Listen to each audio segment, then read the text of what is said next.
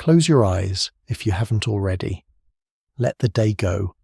Whatever it carried, whatever noise, whatever hurry, whatever unfinished thought, let it drift away now, slowly, like smoke rising from a candle that has just been gently blown out. You are safe here. And tonight, we're going somewhere very far away.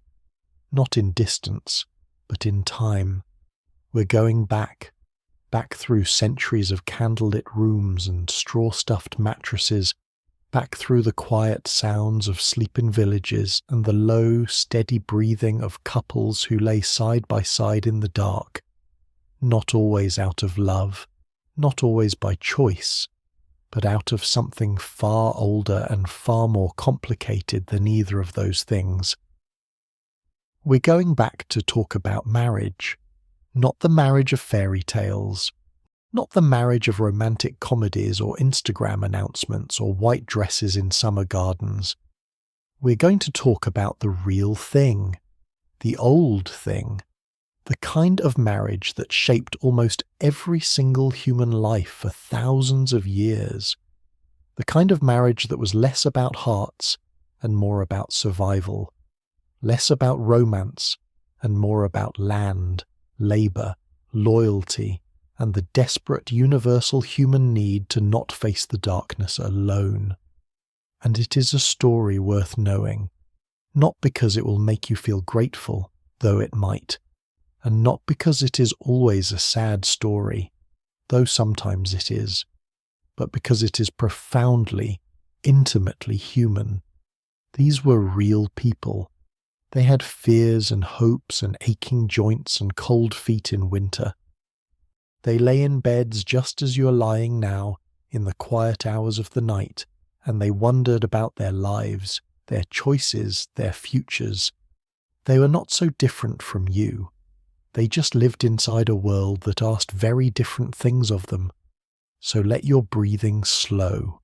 Let your shoulders drop. Let the weight of your body sink gently into wherever you are resting right now, and come with me, back through the centuries, into the candlelit past, where marriage was one of the most important, most complicated, and most quietly courageous acts a human being could undertake. Imagine for a moment a small house, a very small house. The walls are made of rough-cut timber, or perhaps wattle and daub, a mixture of clay and straw and horsehair, packed tight against the cold. There is no glass in the single small window. There is only a wooden shutter, and through its cracks the night air breathes in softly, carrying the smell of damp earth and wood smoke and the faint sweetness of whatever was cooking over the fire earlier in the evening. The fire itself is low now, just embers, a warm orange glow that barely reaches the corners of the single room where everything in this family's life happens. Cooking and eating and arguing and laughing and grieving and sleeping, all in the same small space, all within arm's reach of one another. And there, on a raised platform of rough wood covered with a mattress stuffed with straw or dried heather or wool scraps, lie two people, a husband, a wife. They are not old. In fact, by our modern standards, they might seem very young. She might be 16 or 17. He might be 20 or 22. They have been married for perhaps a year, perhaps two. And they are lying in the dark together, in the particular quiet that only the deep middle of the night brings, when the children, if there are children yet, are sleeping in their little corner, and the world outside is as still can be. What are they thinking about? What does marriage feel like in the dark, in the year 1200 or 1400 or 1600, in a small village in England or France or China or the Ottoman Empire? What does it mean to be bound to another person, by law and by God, and by the irreversible weight of a ceremony you may have had no real say in, and to lie beside them in the quiet dark night after night, year after year? These are the questions we're going to explore tonight, slowly, gently, with deep care and deep curiosity.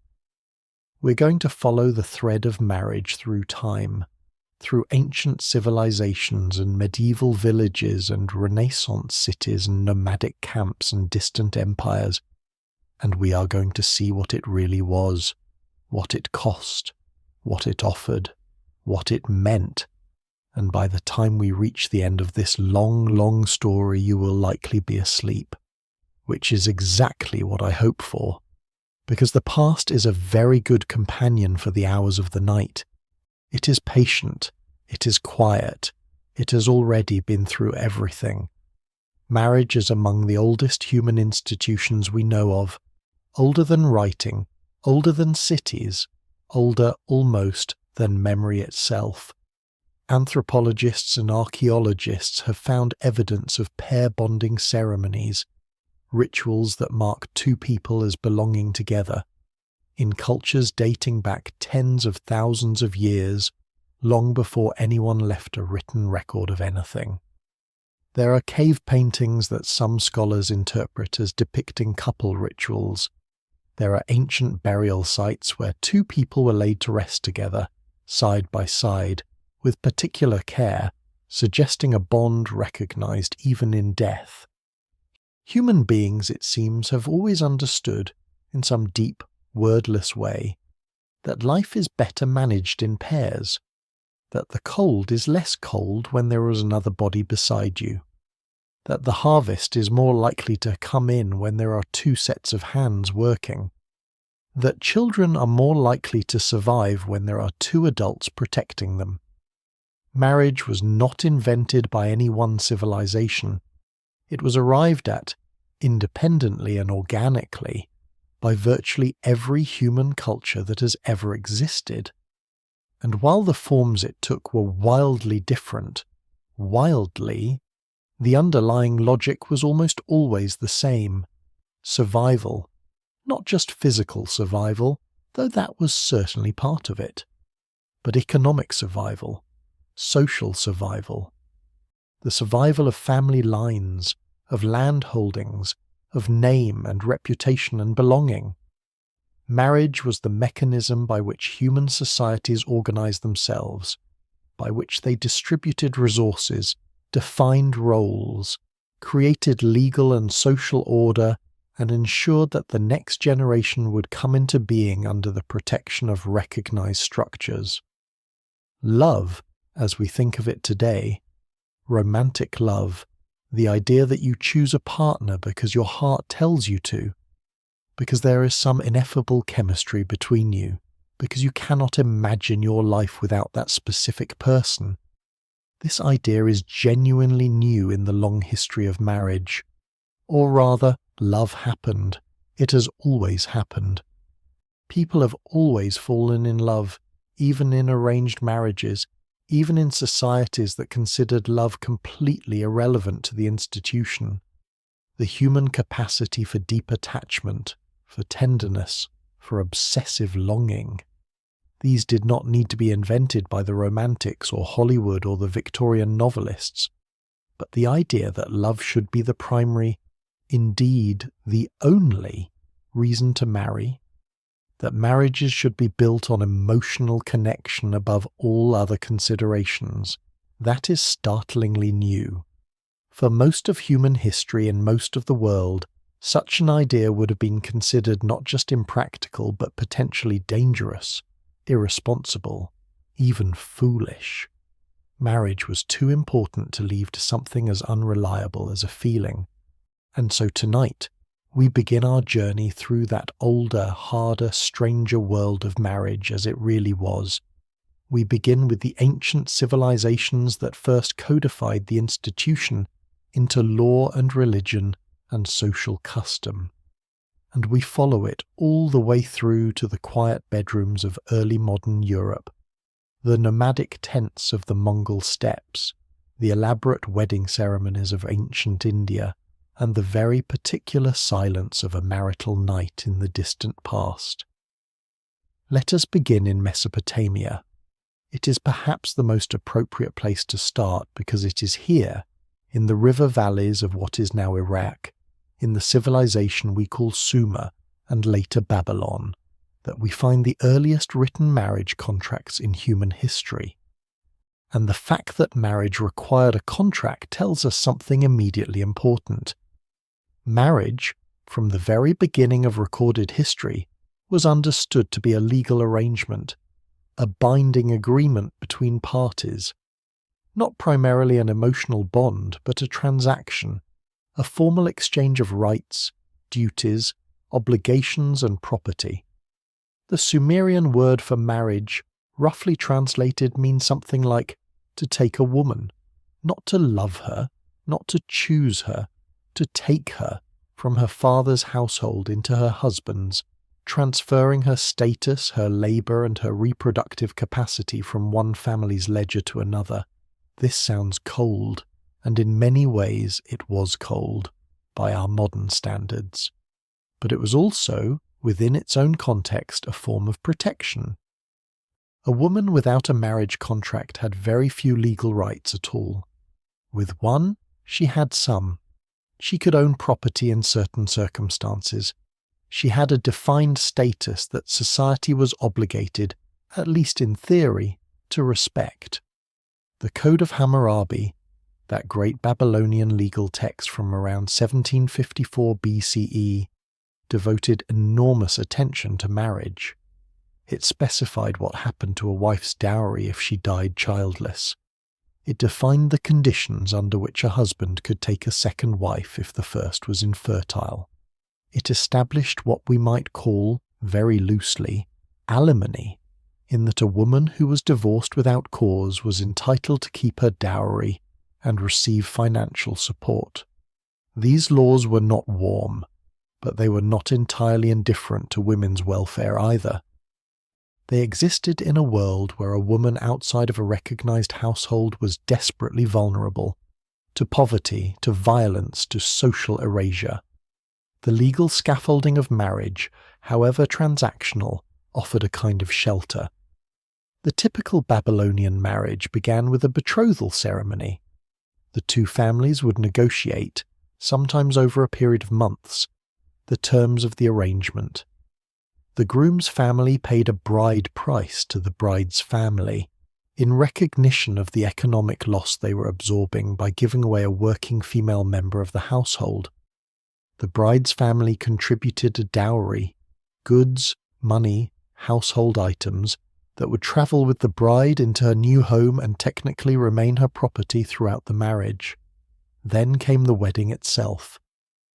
Archaeological evidence suggests these were festive occasions.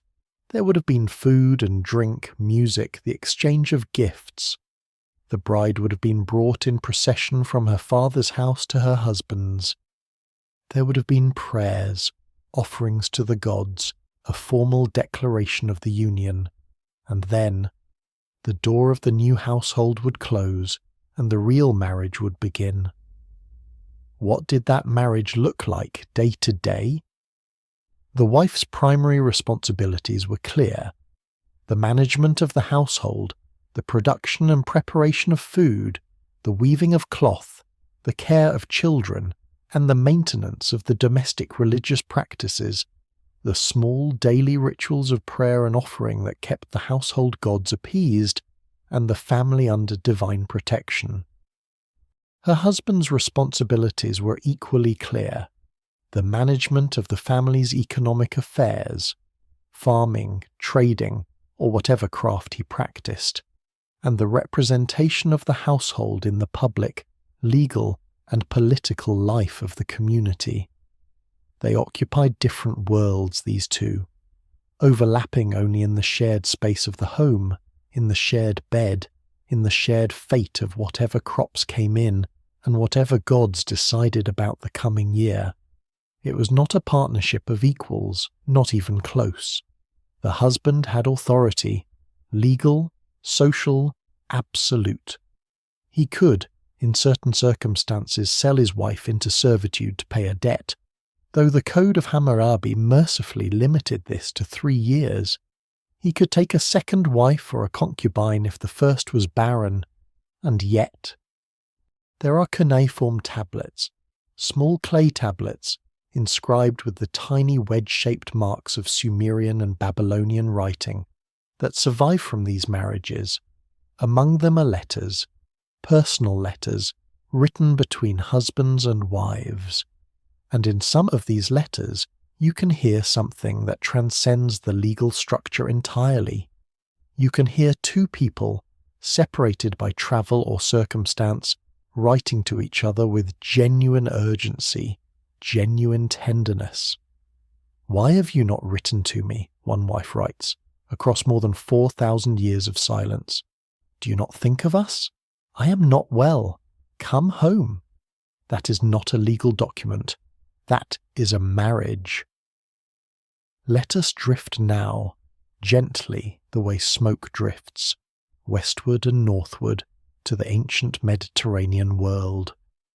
Ancient Greece presents us with a marriage tradition that is, in some ways, even more stark than the Babylonian one, at least as far as women are concerned. In classical Athens, the city we celebrate as the birthplace of democracy and philosophy, and so much of what we consider the foundation of Western thought, the status of married women was, by any modern standard, extraordinarily constrained. The Athenian wife, the legitimate wife, the one who would bear children who were legally recognized as citizens, was expected to remain almost entirely within the domestic sphere. The word used for this confinement was oikos, the household, and it was not merely a description but a prescription. A respectable Athenian woman did not go to the agora, the marketplace. She did not attend public assemblies. She did not, for the most part, eat with her husband when he had male guests. She occupied the women's quarters of the house, and she ran them with absolute authority and almost no freedom. Marriage in Athens was arranged between the bride's father, or male guardian if her father was dead, and the intended groom. The bride herself had no legal voice in the arrangement whatsoever. She might be 12 or 13 years old. Her husband might be 30 or 40. The age gap was considered not just acceptable, but ideal. A young wife was a blank slate, easier to mould, less likely to have picked up troublesome ideas about independence. The legal transfer of the bride was accomplished through a ceremony called the ekdosis, literally the giving out. Her guardian gave her out, into her husband's keeping. She moved from his oikos to her husband's oikos, and there she stayed. The wedding itself was a 3-day festival, and a beautiful one by all accounts. The first day involved ritual bathing and sacrifices. The second day was the great feast, held at the bride's father's house, with the men and women dining separately. At nightfall, the bride was veiled and placed in a chariot or cart decorated with torches, and the groom drove her, in a torchlit procession through the dark streets, with singing and the clashing of pots to ward off evil spirits, to his own house. At the threshold, her new husband's mother met them with a torch. The groom lifted his bride and carried her over the threshold, symbolically demonstrating that she did not enter of her own will, but was brought in. Then the door closed, and the wedding guests standing outside in the dark would sing the wedding hymn, the epithalamium, celebrating the union and wishing the couple fertility and happiness. Inside, alone for the first time, were two people who may have barely spoken before that night. A young girl in fine robes, face still covered by a veil. A man who might be old enough to be her father. What happened next was not, in the ancient Greek context, a matter of her consent. Consent as a concept had no legal relevance to the marriage bed. What was expected was compliance, and then, as quickly as possible, pregnancy. Because that was the point. The Athenian citizen needed sons to inherit his property, to care for him in old age, to tend his grave after he died and ensure that his soul was properly commemorated. Daughters were necessary too, but sons were urgent, and so a young woman's value as a wife was measured above all in her capacity to produce healthy children. This is not a comfortable thing to sit with, but it was the reality, and acknowledging it calmly, clearly, in the quiet of the night, is the only way to truly understand what marriage was in that world. And yet, and this is the thing that history keeps reminding us, if we are willing to listen carefully, human beings are far more than the structures they live within, even in Athens, even behind those closed doors. There are grave stelae, funerary monuments, stone carvings that surviving family members commission to memorialize the dead, and on many of them, husbands and wives are depicted together, not in formal, hierarchical postures, not with the husband elevated and the wife diminished, but side by side, her hand in his, or his hand gently on her shoulder, looking at each other or looking together in the same direction. There is no legal document that can produce that image, no arrangement between fathers, no negotiation over dowry. That is grief. That is love. That is the particular human sorrow of having slept beside someone for 20 or 30 years and then having to imagine the nights without them. It is in the images of the dead that we most clearly see the marriages of the living. In ancient Rome, the institution of marriage evolved considerably over the centuries, and in ways that were, in some respects, more sophisticated than those of classical Greece.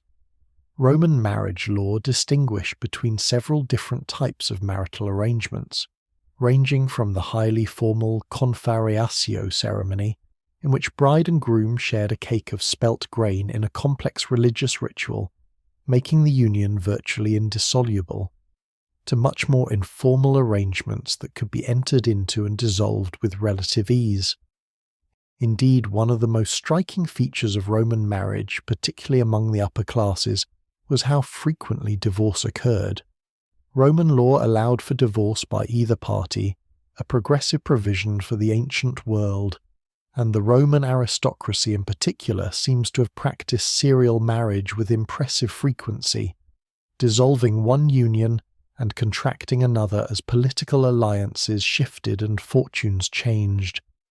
The orator and statesman Cicero, for example, divorced his wife of 30 years, Terentia, in 46 BCE, apparently for financial reasons, and promptly married his much younger ward Publilia, whose inheritance he needed access to. The historian Suetonius tells us that Julius Caesar's famous dictum about his wife having to be above suspicion was prompted by a public scandal that threatened his political reputation, not any deep personal anguish. Roman marriage among the elite was then a deeply political affair. Alliances were forged, consolidated, and broken through matrimony. Daughters were deployed as diplomatic instruments. Young men were married into families whose connections they needed. But for ordinary Romans, the vast majority of the population, marriage was less dramatic and more practical. A craftsman married a craftsman's daughter. A farmer married a farmer's daughter. The union was arranged between families, celebrated with a modest ceremony, and life went on, in the shared rhythms of work and children and the slow accumulation of a household. The Roman wedding itself contained many of the elements that we, looking back, can recognize as ancestors of our own customs. The bride wore white, a toga-like garment called the tunica recta, and an orange-red veil called the flammium. She wore her hair in a particular style divided into 6 locks with a spear-tipped comb, evoking the Vestal Virgins. She exchanged vows. The famous formula was ubi tu Gaius, ibi ego Gaia. Where you are Gaius, there I am Gaia. She was given a ring, worn on what we now call the ring finger of the left hand, because Romans believed a nerve ran directly from that finger to the heart. The ring, the vows, the white dress, the flower garlands. We are not as far from the ancient world as we sometimes think, but let us linger a little longer in Rome, because Rome's marriage tradition was rich enough to deserve more than a passing visit. The Romans understood marriage in two quite distinct ways over the centuries. In the early Republic, the form of marriage known as cum manu, with hand, gave the husband legal authority over his wife equivalent to that of a father over a daughter. She passed quite literally from her father's legal control, patria potestas, to her husband's. Everything she owned became his. She had no more legal independence than a minor child. But over the centuries of the Republic and into the Empire, this form of marriage fell out of fashion and was largely replaced by marriage sine manu, without hand, in which the wife remained under her father's legal authority, not her husband's. This had a paradoxical consequence. A married Roman woman of the imperial period, under sine manu marriage, retained a kind of legal independence from her husband. She could own property, she could inherit, she could conduct certain legal acts in her own name. The property she brought into the marriage was hers, not his, and would return to her if the marriage ended. This made Roman women of the elite classes somewhat more legally autonomous within marriage than their Greek counterparts, though still operating in a world where public life, politics, and military service were male domains almost exclusively. The Roman legal scholar Gaius, writing in the 2nd century CE, described the guardianship rules that still technically governed women's legal acts with some exasperation. He noted that the guardianship requirement, which meant a woman technically needed a male guardian's approval for certain transactions, seemed increasingly pointless, since guardians had in practice very little real power to refuse. The law was a historical artifact persisting beyond the social reality it had once reflected. Roman love poetry gives us perhaps the most vivid and intimate window into what elite Roman marriage and romance actually felt like from the inside. The poets Catullus, Propertius, Tibullus, and Ovid wrote about desire, love, jealousy, longing, and loss with a psychological sophistication and personal directness that can still stop a reader cold. Catullus, writing in the 1st century BCE, wrote to his beloved Lesbia, probably the aristocratic Clodia Metelli, words that have never been surpassed for the precise description of ambivalent love. Odi et amo, I hate and I love. 4 words, the complete weather system of a complicated passion. Ovid, meanwhile, wrote his Ars Amatoria, The Art of Love, a cheerfully amoral instruction manual for seduction that so scandalized Augustus that it contributed to the poet's eventual exile. Augustus, who had himself introduced legislation intended to reform Roman sexual morality and encourage legitimate marriage and the production of children, was not amused by Ovid's breezy treatment of marital fidelity as an obstacle to be circumvented with wit. The tension between the institutional ideal of marriage, stable, productive, dignified, the foundation of the Roman family and thus of Roman society, and the reality of human desire, which consistently declined to conform to institutional ideals. This tension was as alive in ancient Rome as it is in any modern conversation about marriage and fidelity. It was, in the end, a Roman problem. It is a human problem, and it does not resolve. It simply goes on in every age, being negotiated in the quiet spaces of private life. Among ordinary Romans, the craftsmen and freedmen and shopkeepers and soldiers who made up the vast majority of the Roman world, marriage was simpler and more practical than among the elite. A soldier's common-law wife waited for him in a provincial town, managing the household and raising children who would not be legally recognized until his discharge allowed them to marry properly. A freedwoman built a life with a freedman, their union perhaps not formally legal, but recognized by their community and their household gods. A tradesman's wife helped run the shop, kept the accounts, managed the apprentices. The vast, ordinary, unrecorded world of Roman marriage was built not on political strategy or literary passion, but on the same foundation as ordinary marriage in every age. The daily decision, made over and over to keep going, to make it work, to get up in the morning and do what needed to be done, beside the person who was there to do it with you. Drifting now further east, across the warm lands of the Mediterranean, past the ancient groves of olive and cypress, all the way to the banks of the Nile, ancient Egypt presents us with one of the most fascinating cases in the history of marriage, because in some respects ancient Egyptian women had more rights and more agency within marriage than women in almost any other ancient civilization. Egyptian marriage was not a religious ceremony in the early periods. It was primarily a legal and social arrangement, formalized when a couple began living together, sometimes with a written contract, sometimes simply through the act of cohabitation. The word for wife in ancient Egyptian, hemet, simply meant the woman of the house.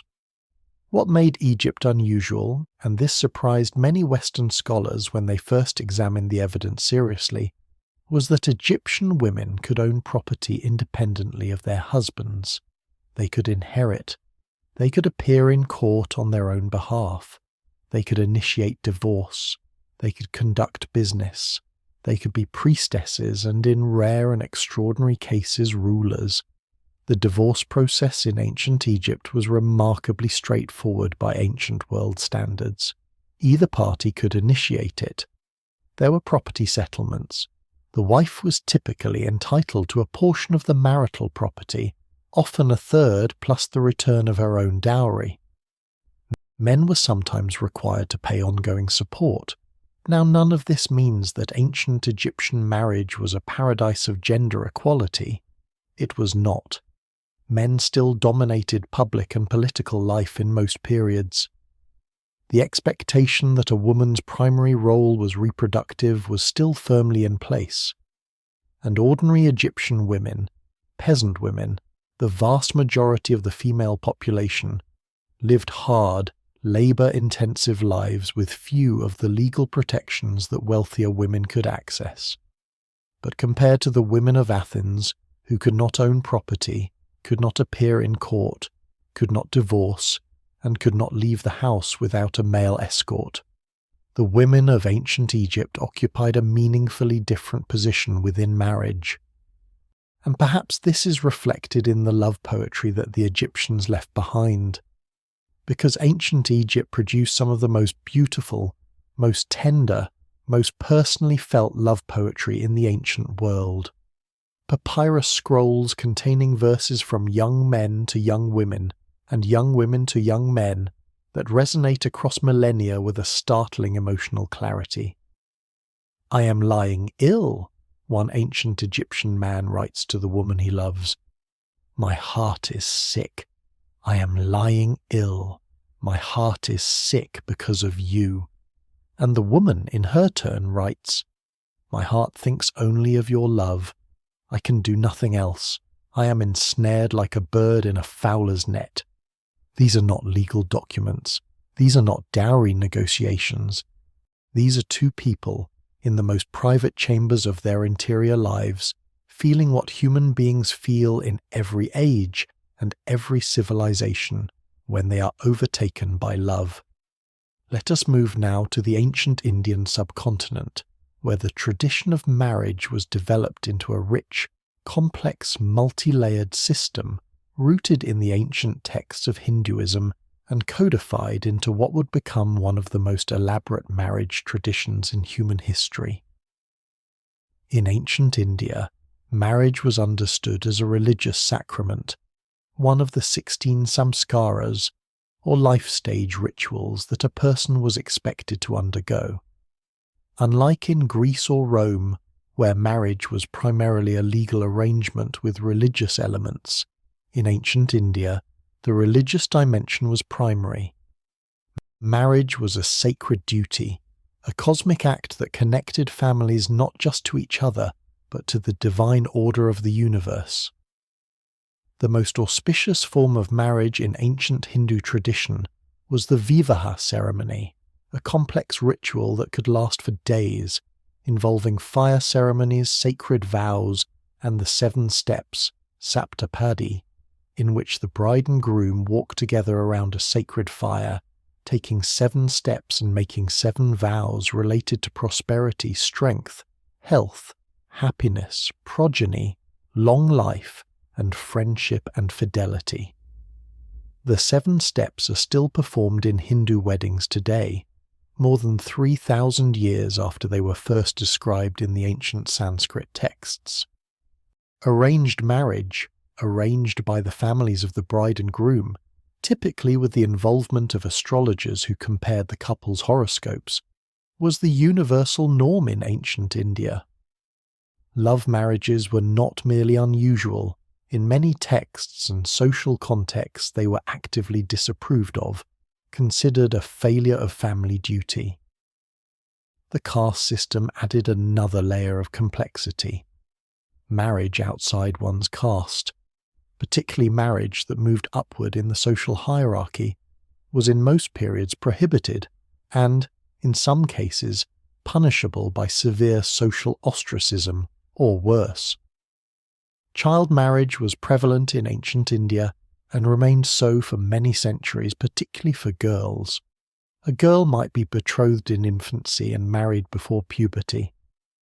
The justification given was typically that a girl married young was more easily trained to fit her husband's household, the same logic used in ancient Greece.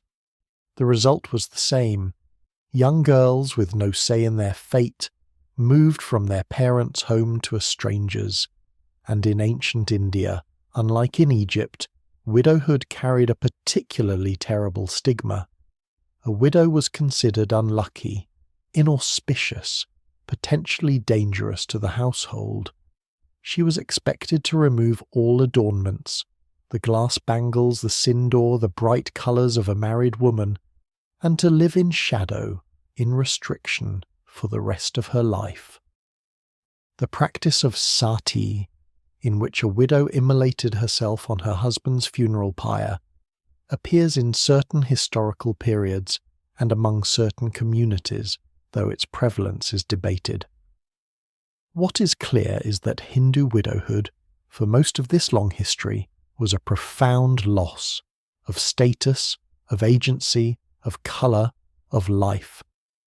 And now, let us drift further east still, to ancient China, where marriage was woven into one of the most elaborate and long-lasting social systems the world has ever seen.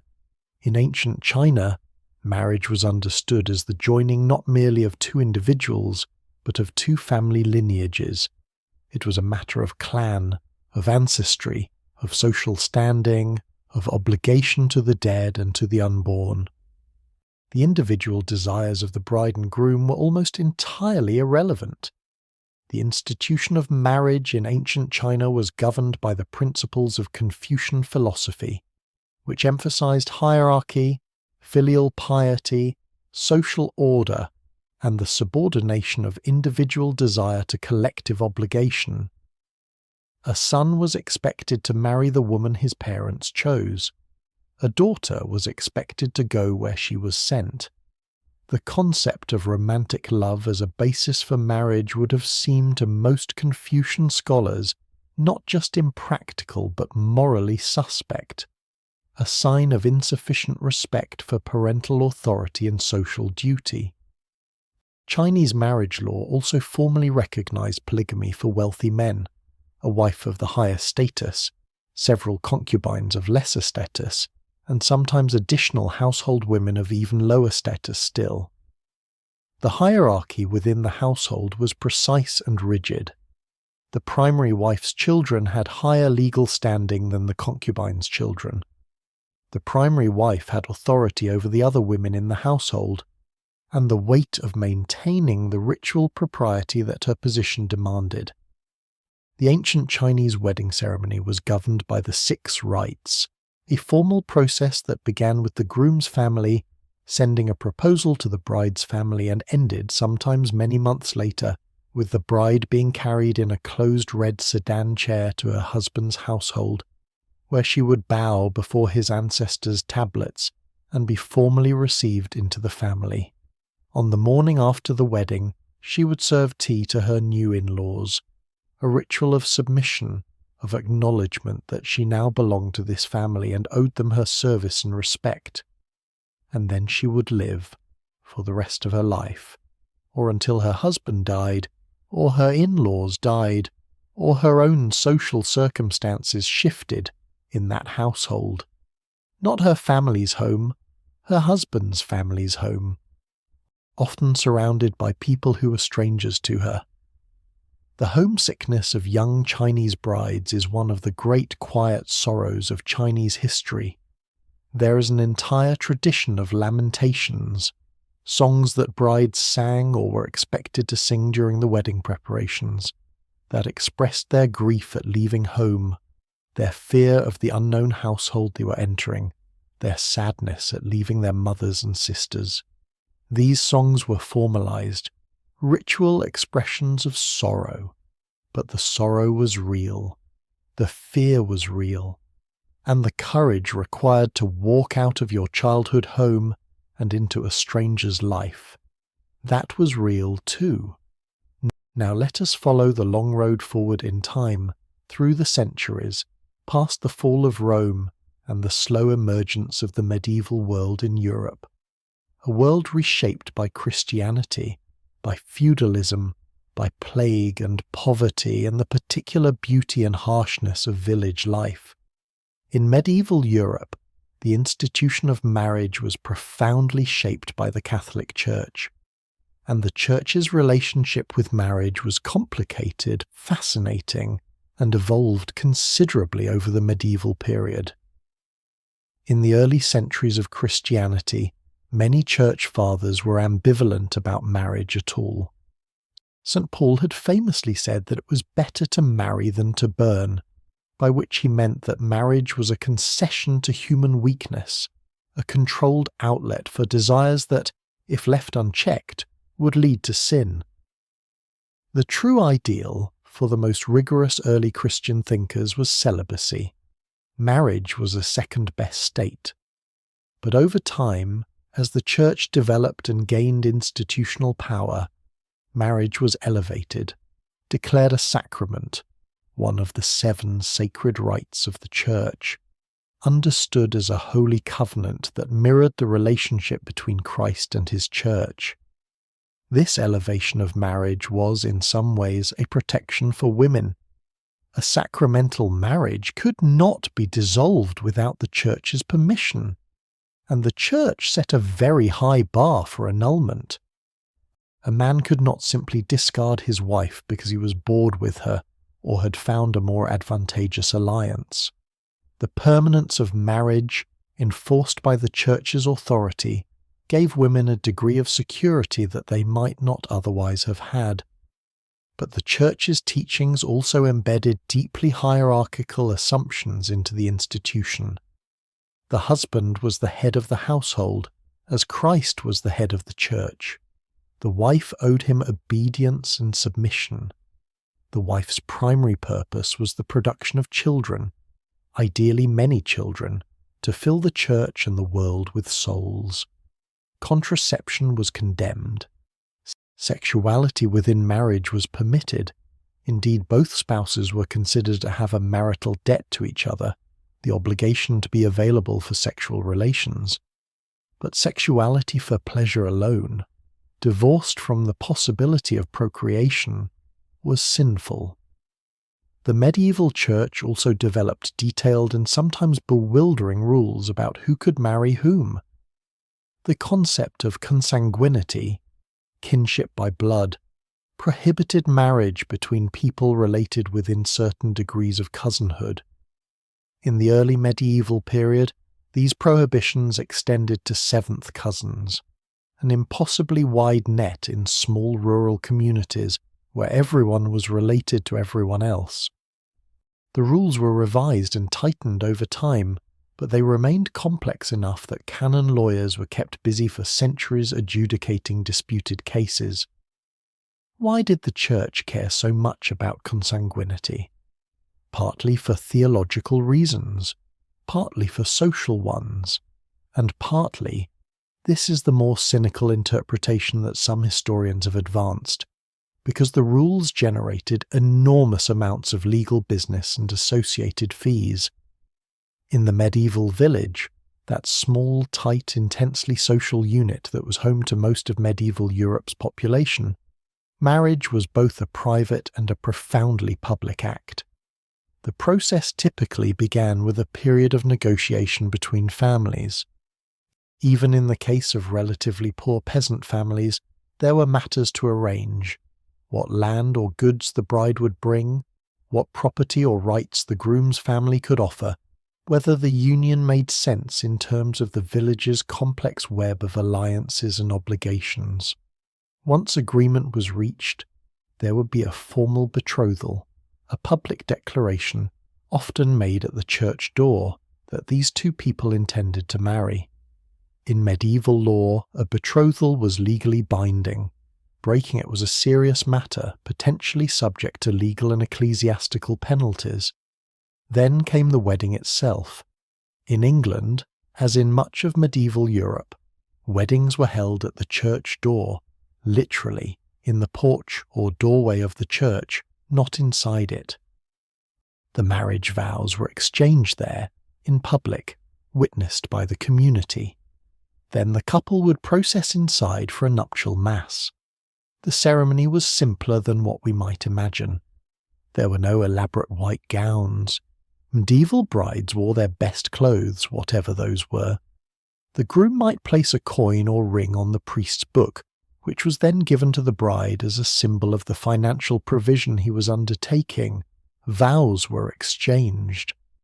"I take thee to be my wedded wife/husband, to have and to hold, from this day forward, for better, for worse, for richer, for poorer, in sickness and in health, till death us depart."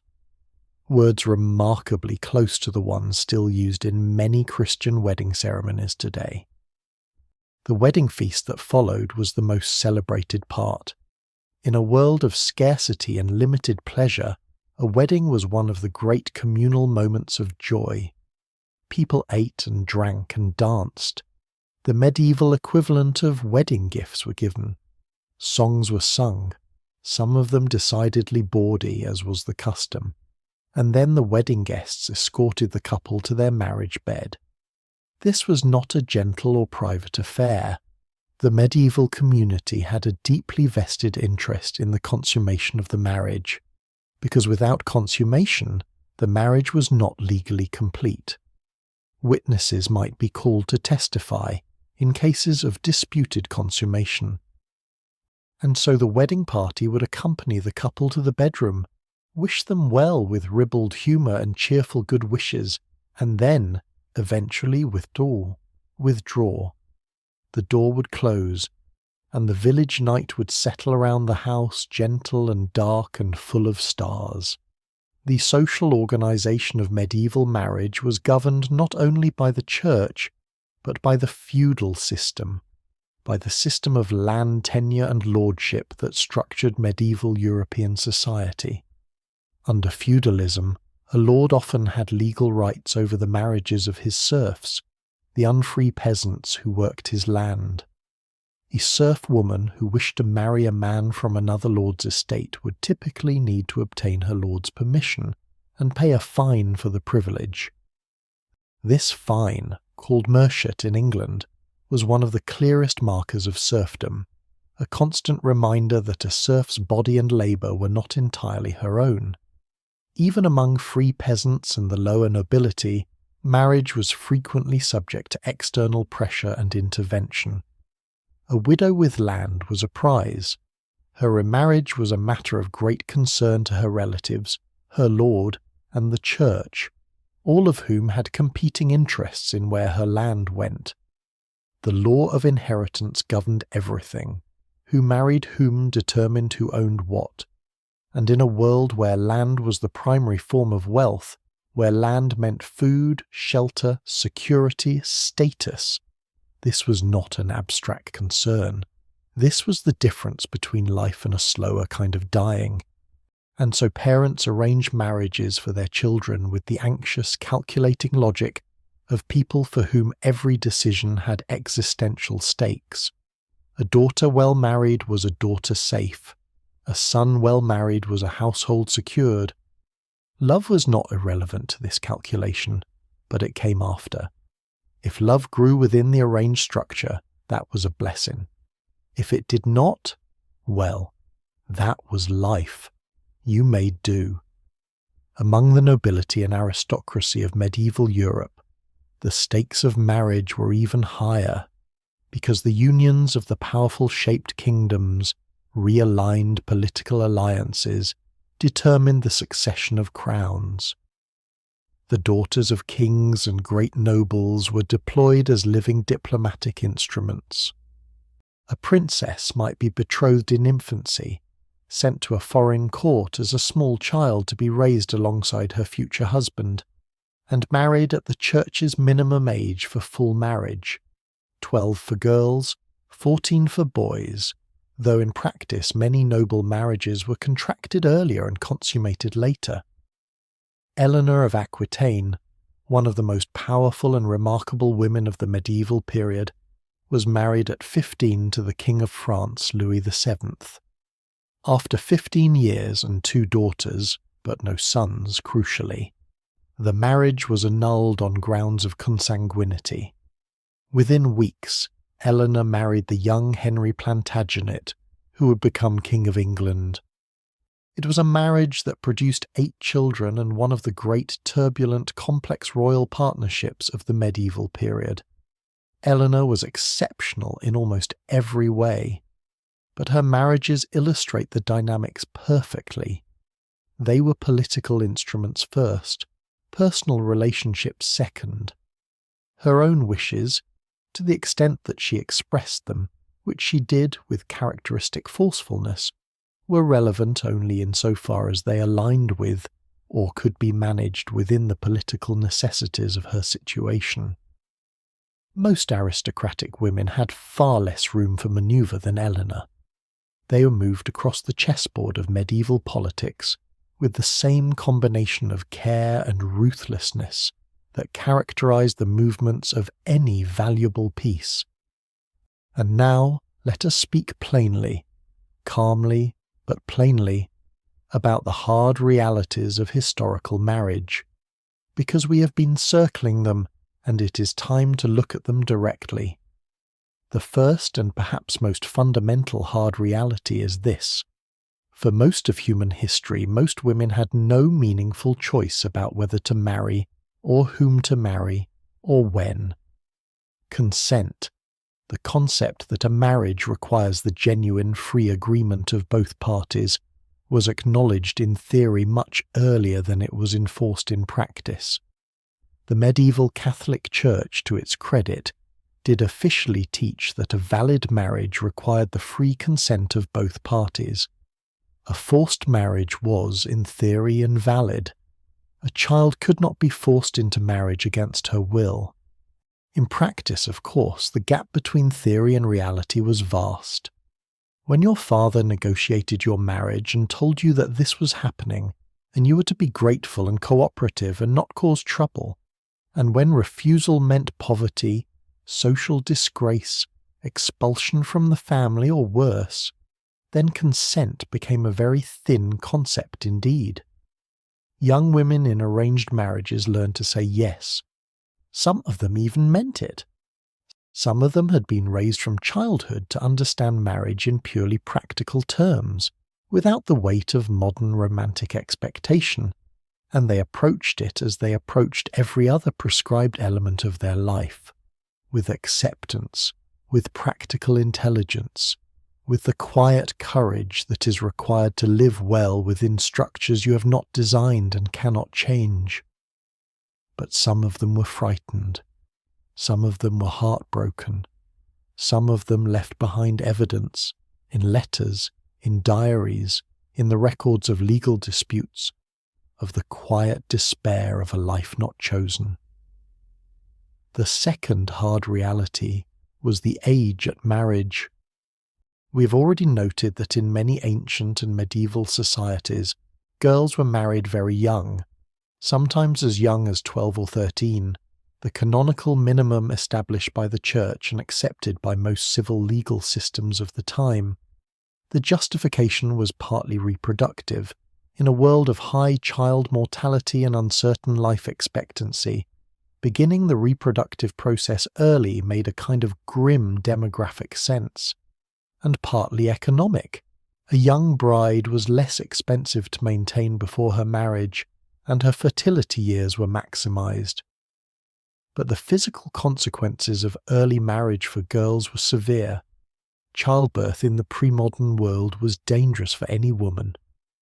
For a girl whose body was not fully mature, whose pelvis had not yet reached adult dimensions, whose overall physical development was not complete, it was significantly more dangerous. Young brides suffered higher rates of obstructed labour, fistula, a devastating injury that left women incontinent and often socially isolated, and death in childbirth. And this brings us to the third, and perhaps most sobering, hard reality of historical marriage, maternal mortality. In the pre-modern world, childbirth killed women. It killed them in enormous numbers, across every culture and every social class. In medieval and early modern Europe, estimates suggest that somewhere between 1 and 3% of all births ended in the mother's death. That sounds like a small number, until you realize that a woman might go through 8, 10, 12, 14 pregnancies over the course of a marriage. The cumulative risk across a reproductive lifetime was substantial. The causes of death were multiple: hemorrhage, infection, childbed fever, or puerperal sepsis was the great killer, the product of unwashed hands and contaminated environments in an age without antibiotics, obstructed labour, eclampsia, and simple exhaustion from repeated pregnancies too close together. Rich women died in childbirth. Poor women died in childbirth. Queens died in childbirth. Jane Seymour, Henry VIII's third wife, and the one who finally gave him the son he had spent decades pursuing, died 12 days after giving birth to the future Edward VI, almost certainly from puerperal sepsis. Mary Wollstonecraft, the great pioneer of women's rights, the author of A Vindication of the Rights of Woman, died 11 days after giving birth to her daughter, Mary, who would grow up to write Frankenstein. Childbirth was a shadow over every marriage in every era before the 20th century. Every pregnancy was potentially a death sentence. Women knew this. Their husbands knew this. Their mothers knew this. The prayers for safe delivery, the candles lit in churches, the amulets worn beneath the shift, the invocations of St. Anne and St. Margaret, the patron saints of childbirth, these were not superstition. They were rational responses to genuine terror, and yet women went on having children, because there was no reliable alternative, because the Church condemned contraception, because a husband's marital debt created relentless pressure for sexual relations, because the social and economic purpose of marriage was, above all, the production of heirs. The sheer reproductive labour of historical marriage, for women, is something that we, with our 2-child average and our access to contraception and our modern obstetrics, can barely imagine. It was a constant lifetime occupation. Pregnancy followed. Pregnancy followed pregnancy. The body was always either gestating or nursing or recovering from one and preparing for the other. The fourth hard reality was the legal non-existence of married women.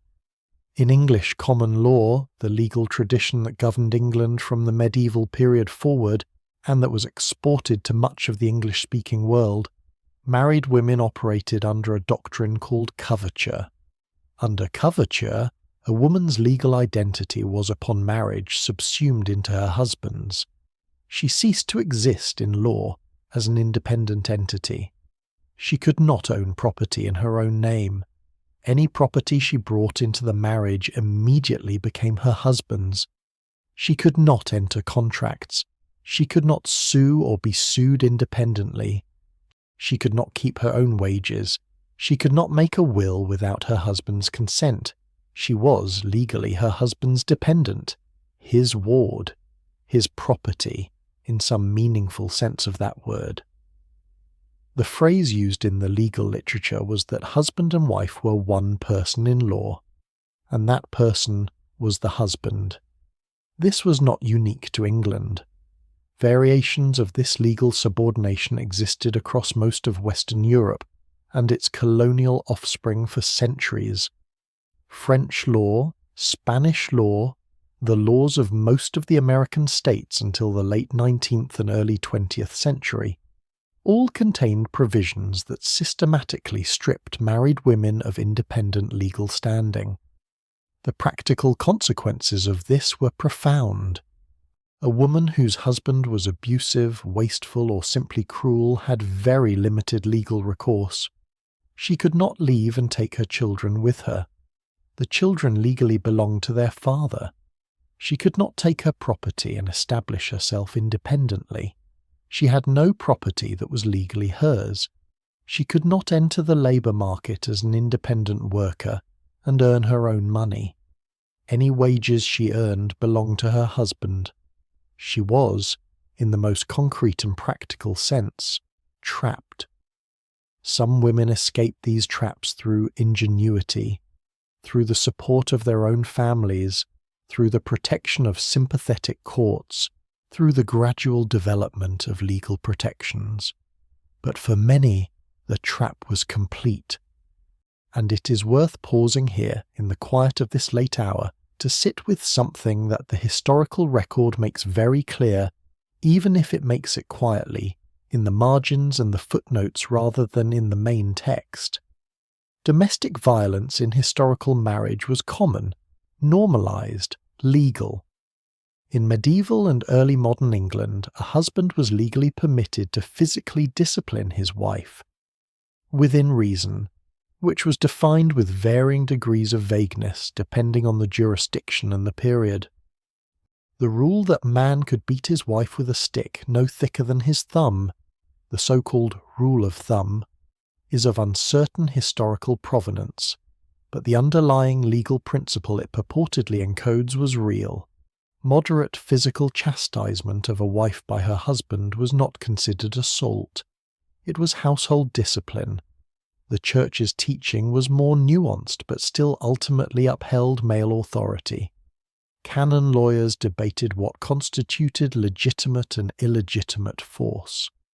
The general consensus was that extreme violence, violence that endangered life or caused serious injury, was sinful. But moderate physical correction, undertaken to keep a wife in her proper place and correct her errors, was accepted. What this meant in practice is that a woman who was being beaten by her husband had almost no legal recourse. She could, in extreme cases, seek separation from an ecclesiastical court on grounds of cruelty, but the bar was high. The process was expensive, and the outcome, even if successful, was not divorce but mere separation, which left her in the strange limbo of being married but not living with her husband, unable to remarry, economically vulnerable. The domestic violence of historical marriage is one of the things the historical record most profoundly underreports. We see it in the edges, in court records where women sought separation on grounds of cruelty, in conduct literature that warned husbands against excessive force, in the occasional literary or legal case that became notorious enough to leave a trace. But for every case that left a trace, there were thousands that did not. Women who suffered in silence because silence was the only realistic option. Women who endured because the alternative, leaving with no money, no legal rights to their children, no place to go, was worse than staying.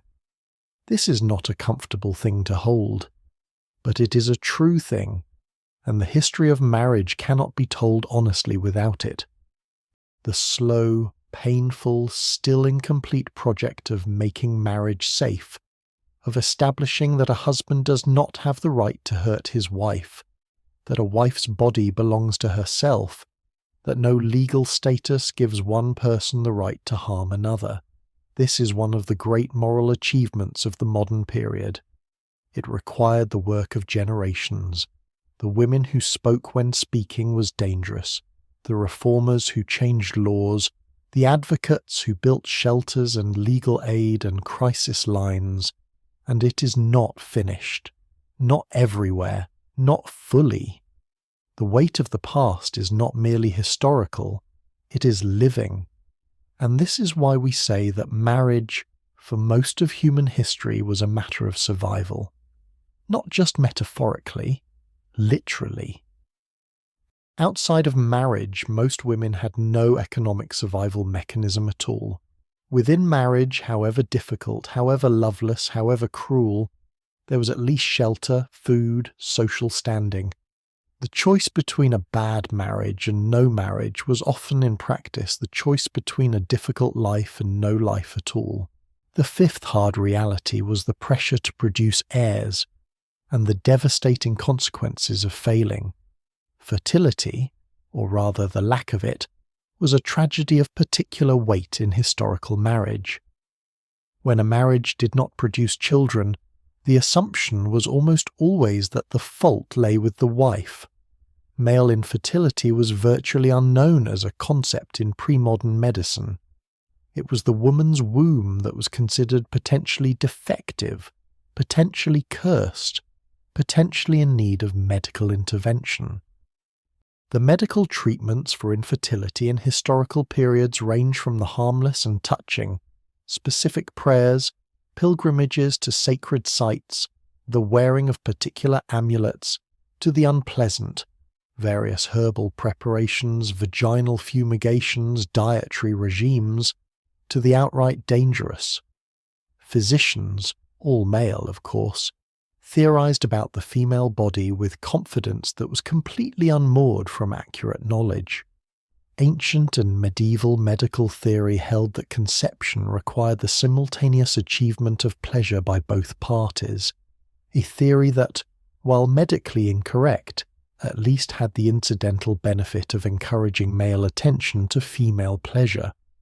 But it also led to the grotesque legal position, maintained in some jurisdictions into the early modern period, that a woman could not have conceived a child in rape. Because she could not have conceived without pleasure, therefore the conception proved she had consented. An infertile wife, or more accurately a wife in an infertile marriage, which was almost automatically blamed on her, faced social pressure, medical intervention, and in some cases, the very real threat of replacement. Under the laws of many cultures and periods, a husband who had no sons by his wife could take a concubine, or a second wife, or in some cases divorce his existing wife and remarry. Henry VIII of England is perhaps the most famous example of a king who shattered the religious and political landscape of an entire country, partly in pursuit of a marriage that would produce a male heir. Catherine of Aragon, his first wife, gave him only one surviving child, the future Queen Mary. His desperate desire for a son, combined with his infatuation with Anne Boleyn, led him to break with Rome, dissolve the monasteries, reshape English religious life entirely, and execute 2 of his wives. The extreme nature of Henry's actions should not obscure the degree to which his anxiety about heirs was universal among rulers of his era. Dynasties that failed to produce male heirs faced civil war, disputed successions, foreign invasion, and extinction. The pressure was real. The stakes were genuine. But it was the women who bore the brunt of that pressure. Always the women. Let us rest for a moment in the daily texture of a married life in the past. Let us step inside a household, say a comfortable merchant's household in 15th century England, and simply look at how a day unfolds. Dawn comes grey and cold through the oiled parchment of the window.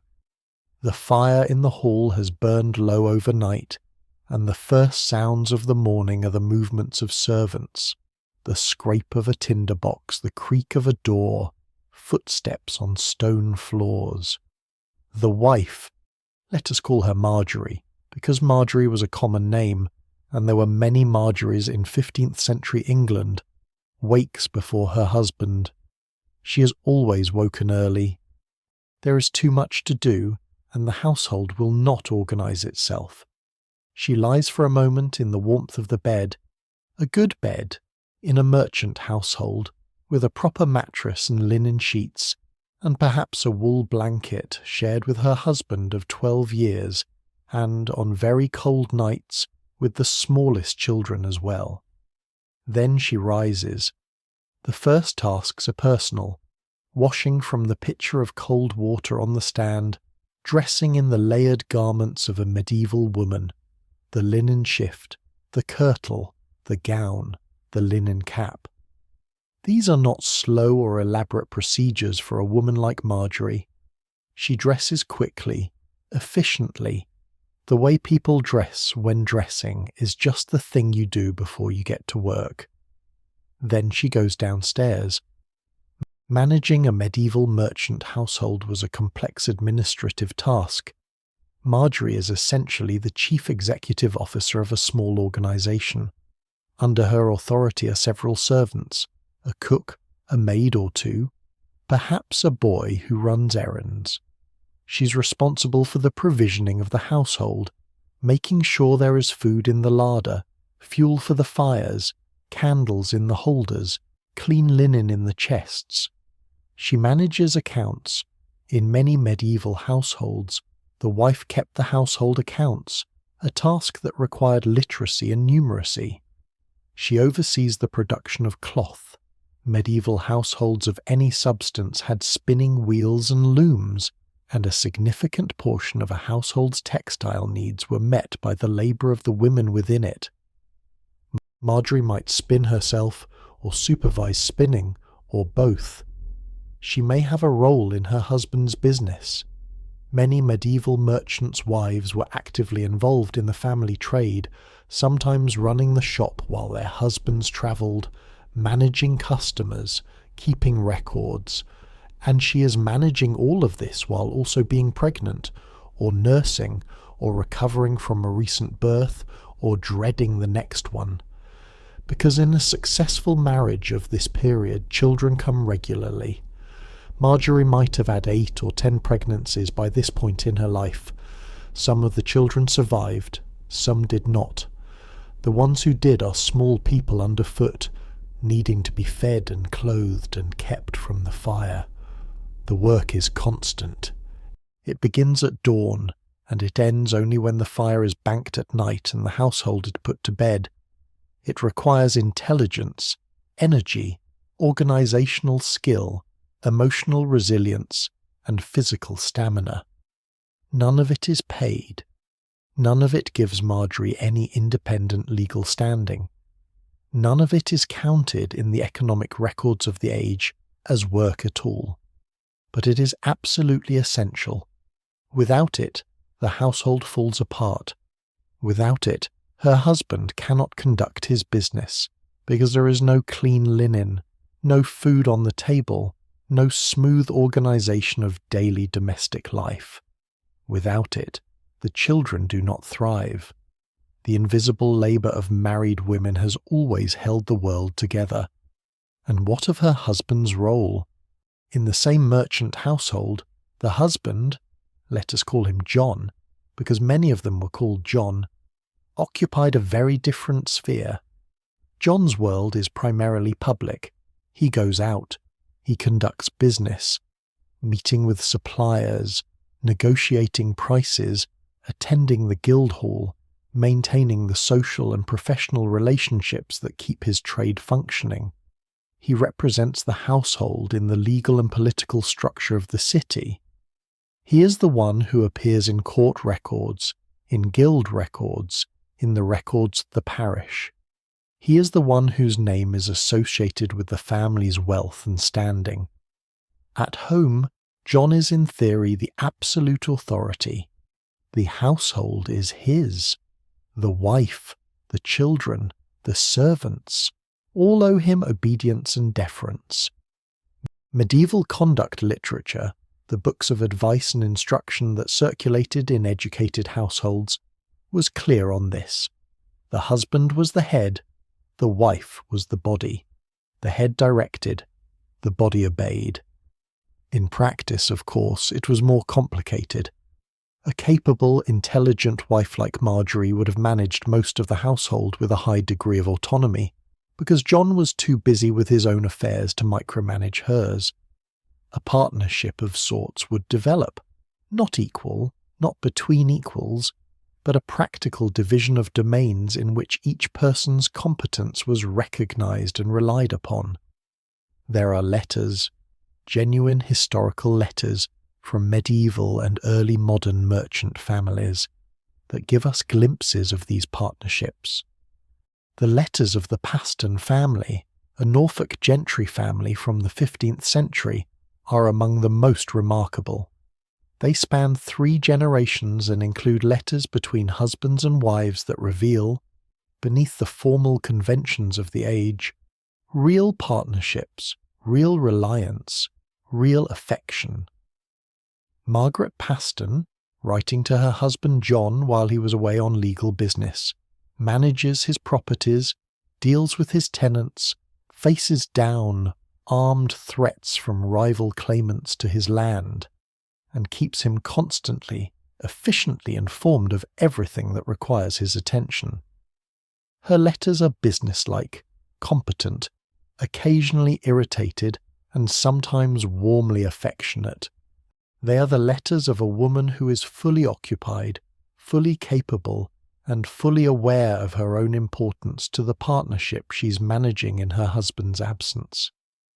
"I pray you heartily," she writes in one letter, "that ye will vouchsafe to send me word how ye do, for my heart is not in quiet till I hear from you."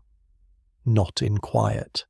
There it is again, that human note, in the middle of all the legal business and household management and grain accounts.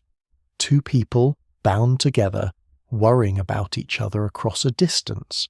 That is marriage too.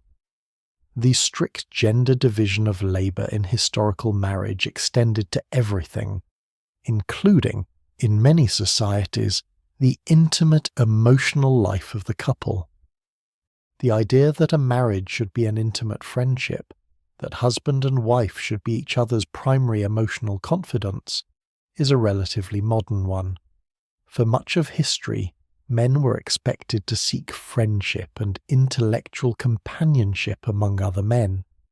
Women were expected to find their primary social world among other women. The household was divided not just by labour, but by social life. In aristocratic households, men and women often dined separately. Social events were segregated. The conversations that men had with men about politics, philosophy, business, the affairs of the wider world, were not considered appropriate topics for women's participation. The wife's social world was her female network, her mother, her sisters, her neighbours, the other women of her community. These networks were important. They provided practical support, midwives, childcare help, the sharing of domestic knowledge, emotional support, companionship in the long hours of domestic labour, and a kind of informal community governance. Women knew each other's affairs in ways that shaped neighbourhood life. But they were not the world of public, recorded, counted affairs. They left fewer traces in the historical record.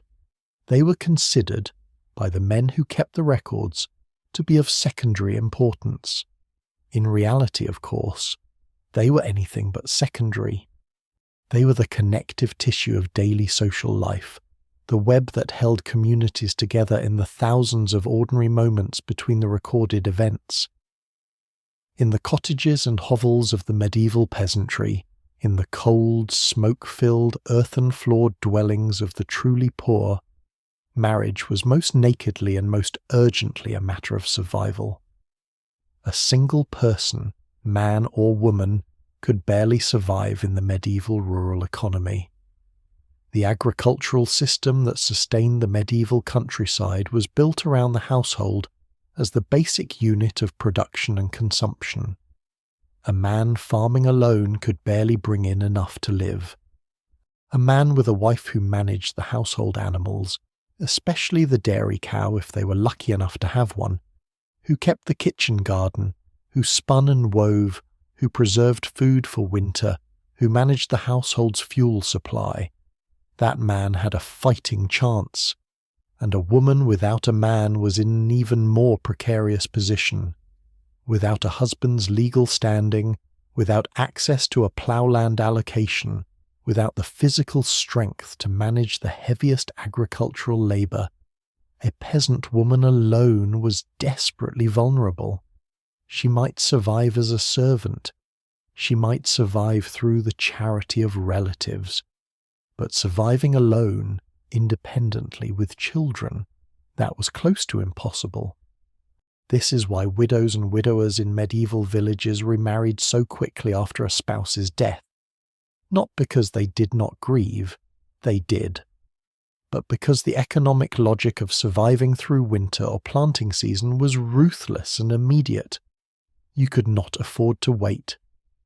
There are manor court records from medieval England, detailed, meticulous records of the legal and financial affairs of individual manors, that record remarriage occurring within weeks or even days of a spouse's death. A man whose wife had just died would come to the manor court to pay his fee and declare his intention to marry a new woman, sometimes before his first wife was cold in the ground. This was not callousness, or not only callousness. It was the cold arithmetic of a world where survival required partnership. The labouring poor also married for love, genuinely, often, passionately. The ballads and folk songs of medieval and early modern Europe are full of love, wild, aching, sometimes desperately comic love that defied parents and propriety and common sense. The poor had less to lose in marrying for love, because they had fewer assets for strategic marriage to protect. A young ploughman and a young dairymaid could choose each other with relative freedom, compared to the rigidly arranged marriages of the aristocracy. But even among the poor, the choice of a partner was shaped by economic calculation. You chose someone who could work, someone who was strong and capable and not given to illness, someone whose family connections might provide useful support, someone who brought something, even if that something was nothing more than a strong back and a willing disposition, to the partnership. Love and survival were not opposites, they were intertwined. For women of the middling sort, the wives of merchants, craftsmen, yeoman farmers, marriage offered a particular kind of economic possibility that was not available outside it. In many medieval and early modern cities, married women operated as femmes sole, women who conducted business on their own account, in their own names, with their husband's consent. Widows could run businesses outright. Women in the textile trades, as weavers, spinners, dyers, seamstresses, often worked alongside their husbands or independently. Women ran alehouses and inns. Women worked as midwives and as healers. These occupational possibilities were not open to all women in all periods. They were constrained by guild rules that often excluded women, by legal restrictions, by the physical demands of pregnancy and childcare. But they existed, and they gave some women something approaching economic agency, within the structure of marriage. A brewer's wife who helped run the family brewery, a merchant's wife who managed the shop in her husband's absence, a farmer's wife who sold eggs and dairy products at market. These women had a relationship to economic life that gave them a degree of practical power within their marriages. They were not partners in the modern sense, but they were not purely passive either. Their contribution to the family economy was real, visible, and generally recognized by their communities, if not always by the law, the wedding night. In history, unlike in fiction, the wedding night was rarely the tender, romantic occasion that modern imagination might conjure. It was burdened with expectation, anxiety, cultural prescription, and often considerable awkwardness. For a young bride who'd been raised in a world of strict gender segregation, who had in many cases barely spoken with her new husband before the wedding night was an encounter with a near stranger. In a society where sex education was non-existent or conducted through the medium of ribald folk wisdom and alarming medical theory, a young woman might go to a wedding night with very little idea of what was about to happen to her. The church's teaching about the wedding night was formal and prescriptive. The couple was supposed to spend the first 3 nights in prayer, an ideal called the Tobias Nights, from the Book of Tobit, abstaining from sexual relations in order to demonstrate that their union was spiritual, not merely carnal. In practice, this counsel was largely ignored by most couples, but it gives you a sense of the church's ambivalent relationship with sexual desire even within marriage. In practice, the wedding night was something that happened with whatever combination of gentleness or roughness, tenderness or terror, experience or inexperience, the 2 particular people involved brought to it. The morning after the wedding was sometimes, among the aristocracy, for legal and political reasons, a moment of examination.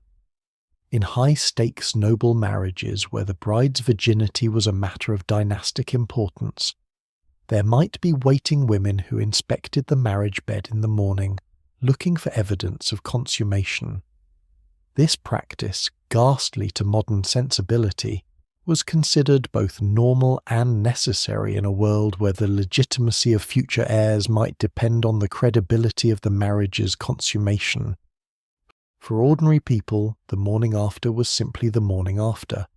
Life resumed. There was work to do. The adjustment to married life, for young women in particular, was often significant. You were in a new household, surrounded by people who were not your family. You were expected to demonstrate competence in the management of a household you had not previously lived in, according to the standards of a husband you had not previously known. You might be navigating relationships with a mother-in-law who had her own established ways of running things and was not necessarily welcoming of a new authority in her kitchen. Early modern advice literature for new brides often emphasized patience, humility, and the importance of deferring to the household's established rhythms before trying to change anything. Enter softly, one might say. Learn before you lead. This was not merely idealistic advice. It was practical wisdom for navigating a transition that, however culturally normalized, was genuinely difficult. The first year of marriage, in historical societies, was also typically the year of the first pregnancy. Given the lack of reliable contraception and the social and economic pressure to produce children quickly, conception often happened within months of the wedding. A new bride was simultaneously adjusting to her new household, her new husband, her new social role, and managing the physical demands of pregnancy, including nausea, fatigue, the physical discomforts of a body changing around a growing life. Then came birth, and the terror of birth, and the postpartum period, which in many cultures was governed by specific ritual restrictions. In medieval European tradition, A woman who had just given birth was considered unclean in a ritual sense until she had been formally churched, a ceremony of purification and thanksgiving performed in the church usually about a month after the birth. Until she was churched, she was expected to remain at home, away from the normal social and religious life of the community. Churching, seen through modern eyes, might look like one more example of the marginalization of women, a ritual pollution attached to one of the most fundamental human processes. But to many medieval women, it seems to have been experienced differently, as a moment of return, of celebration, of being welcomed back into the community after the private ordeal of childbirth. The ceremony marked survival. It marked the beginning of a new phase, and it was often celebrated with a gathering of women, a shared meal, something that looks, from this distance, a great deal like a party. And now, let us go wandering. Let us take the long way through the history of marriage, through the cold north and the hot south, through the steppes and the deserts and the mountains and the ocean-crossed islands.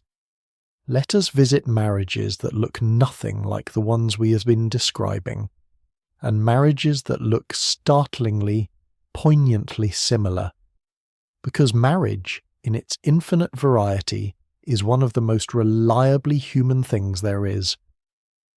Let us begin in the cold north, on the windswept shores of Scandinavia, in the age of the Vikings. Norse marriage was, in many respects, a more contractual and somewhat more balanced institution than the Christian marriages of southern Europe at the same period. Norse women had legal status. They could own property. They could initiate divorce, and Norse divorce was relatively straightforward to obtain, required only a public declaration in front of witnesses. The Viking betrothal ceremony, the festamal, involved the payment of a bride price by the groom's family to the bride's family, and the bride's family provided a dowry. These were not tokens. They were substantial transfers of wealth, livestock, silver, land rights, that reflected the seriousness of the economic partnership being formed. On the wedding day, typically held in autumn, after the harvest was in, and before the winter snows closed the roads, the couple exchanged swords. The groom gave the bride a sword that had belonged to his ancestors, to hold in trust for their future sons. The bride gave the groom her own ancestral sword. This exchange of swords was a powerful symbol. These were families of warriors and landowners, joining forces passing on heritage. The wedding feast, the bryllup, lasted several days. There was much mead, much eating, much skaldic poetry recited in honour of the couple, many stories told around the fire. Norse marriage included some provisions that seemed surprisingly progressive. A wife who was badly mistreated could bring a legal case against her husband. Divorce could be obtained by either party on specific grounds, including significantly certain forms of marital misconduct by the husband. A wife retained control of her own property in some circumstances, but Norse society was not a paradise of gender equality. Women's lives were largely confined to the household. The women's hall, the half of the Norse longhouse that was the female domain, was a world of spinning, weaving, household management, and child-rearing. The great sagas were the stories of men's adventures. Women moved through those stories as prizes, as victims, as motivators of male action, occasionally as remarkable individuals whose agency was exceptional enough to make them worth recording. The Icelandic sagas, those extraordinary prose narratives composed in medieval Iceland, give us some of the most vivid portraits of Viking married life available. In Njal's saga, we meet Hallgerd, tall and beautiful, who kills 3 husbands, or has them killed, and whose antagonism with the wise and good Bergthora, Njal's wife, provides one of the saga's great dramatic threads. In Laxdela saga, we have the triangle of Gudrun og Svifrsdottir, the most beloved woman in the sagas, who loves 4 men and is loved by more, and who at the end of her life, when asked whom she loved best, says simply, "I was worse to the one I loved most." She means her second husband, Kjartan Olafsson, whom she caused to be killed. Even in the cold north, in the world of swords and sea raids and the long winter darkness, the human heart kept doing what it does, loving, suffering, making terrible choices in the name of desire. Now let's move across the steppes, those vast rolling grasslands that stretch from Eastern Europe all the way to China, and look at marriage among the nomadic peoples who lived and moved across them for millennia. Among the nomadic cultures of the steppes, Scythians, Huns, Mongols, and their many successors and relations, marriage took forms that were shaped by the particular demands of a mobile life. In Mongol society, marriage was a tribal and clan matter. The great Mongol code of the Yasa, the law attributed to Genghis Khan, included regulations about marriage. Mongols were forbidden to marry within their own clan, which encouraged alliances across clan lines. The bride price was significant. In a nomadic economy, it was typically paid in livestock. The wedding ceremony involved the bride being brought to the groom's camp in a procession, often with considerable celebration. The couple were married under the open sky, the great Mongol sky that dominated life on the steppes, with shamanic ceremonies invoking the blessings of the spirits. In Mongol marriage, as in Mongol society generally, women had a somewhat more visible public role than in many sedentary agricultural societies. The great Khatuns, the wives and mothers of the Mongol Khans, could exercise enormous political influence. Hörlun, the mother of Genghis Khan, is remembered in the secret history of the Mongols as a woman of extraordinary strength, will and capability, the foundation on which her son's empire was built. Berta, Genghis Khan's primary wife, was a trusted counselor whose kidnapping by a rival tribe in the early years of their marriage was one of the great motivating events of Genghis Khan's young life. Among many nomadic peoples, the leveret, the custom of a man marrying his brother's widow, was practiced. This was not primarily romantic but practical. It ensured that the widow and her children remained within the protection of the family structure, that the deceased brother's livestock and goods stayed within the family, and that the widow was cared for. Marriage among nomadic peoples also sometimes included practices that sedentary Europeans found shocking, including in some cultures trial marriage periods, or more formalized forms of temporary marriage in which a couple lived together for a period before the union was made permanent. What these diverse nomadic marriage traditions shared was a practical, unsentimental approach to the institution, one shaped by the demands of survival in environments where flexibility, adaptation, and group cohesion were essential to life. Let us cross now, an impossible journey in reality, but easy in the darkness of the mind, all the way across the ocean to the Americas, before European contact changed everything. In the Aztec Empire of central Mexico, marriage was a serious affair managed with elaborate ritual and social significance. Aztec society was organized around the calpulli, the clan or neighborhood unit, and marriage typically took place within or between calpullis, negotiated by the families involved. Aztec law set the marriage age at around 20 for men, and between 14 and 16 for women, somewhat later than in many Old World cultures. The role of the Tiyuatlanki, marriage brokers, typically older women who acted as intermediaries, was essential. When a family decided their son was ready to marry, they consulted these women, who would approach the family of a suitable girl and conduct the negotiations. this back and forth might take considerable time. It was managed with great care for protocol and for ensuring that no family's dignity was wounded in the process. The wedding ceremony itself was beautiful and complex. On the wedding day, the bride's female relatives bathed her, dressed her in rich garments, if the family was wealthy, and decorated her with feathers. She was carried on the back of a matchmaker to the groom's house, a procession lit by torches in the darkness. At the threshold of the groom's house, the couple's garments were tied together, a knot of real cloth, making literal the metaphor of tying the knot. They sat together before a fire. Elders spoke words of counsel. They ate from the same dish. Then the door closed, and they were married. Aztec marriage included both monogamy and polygyny, depending on social status.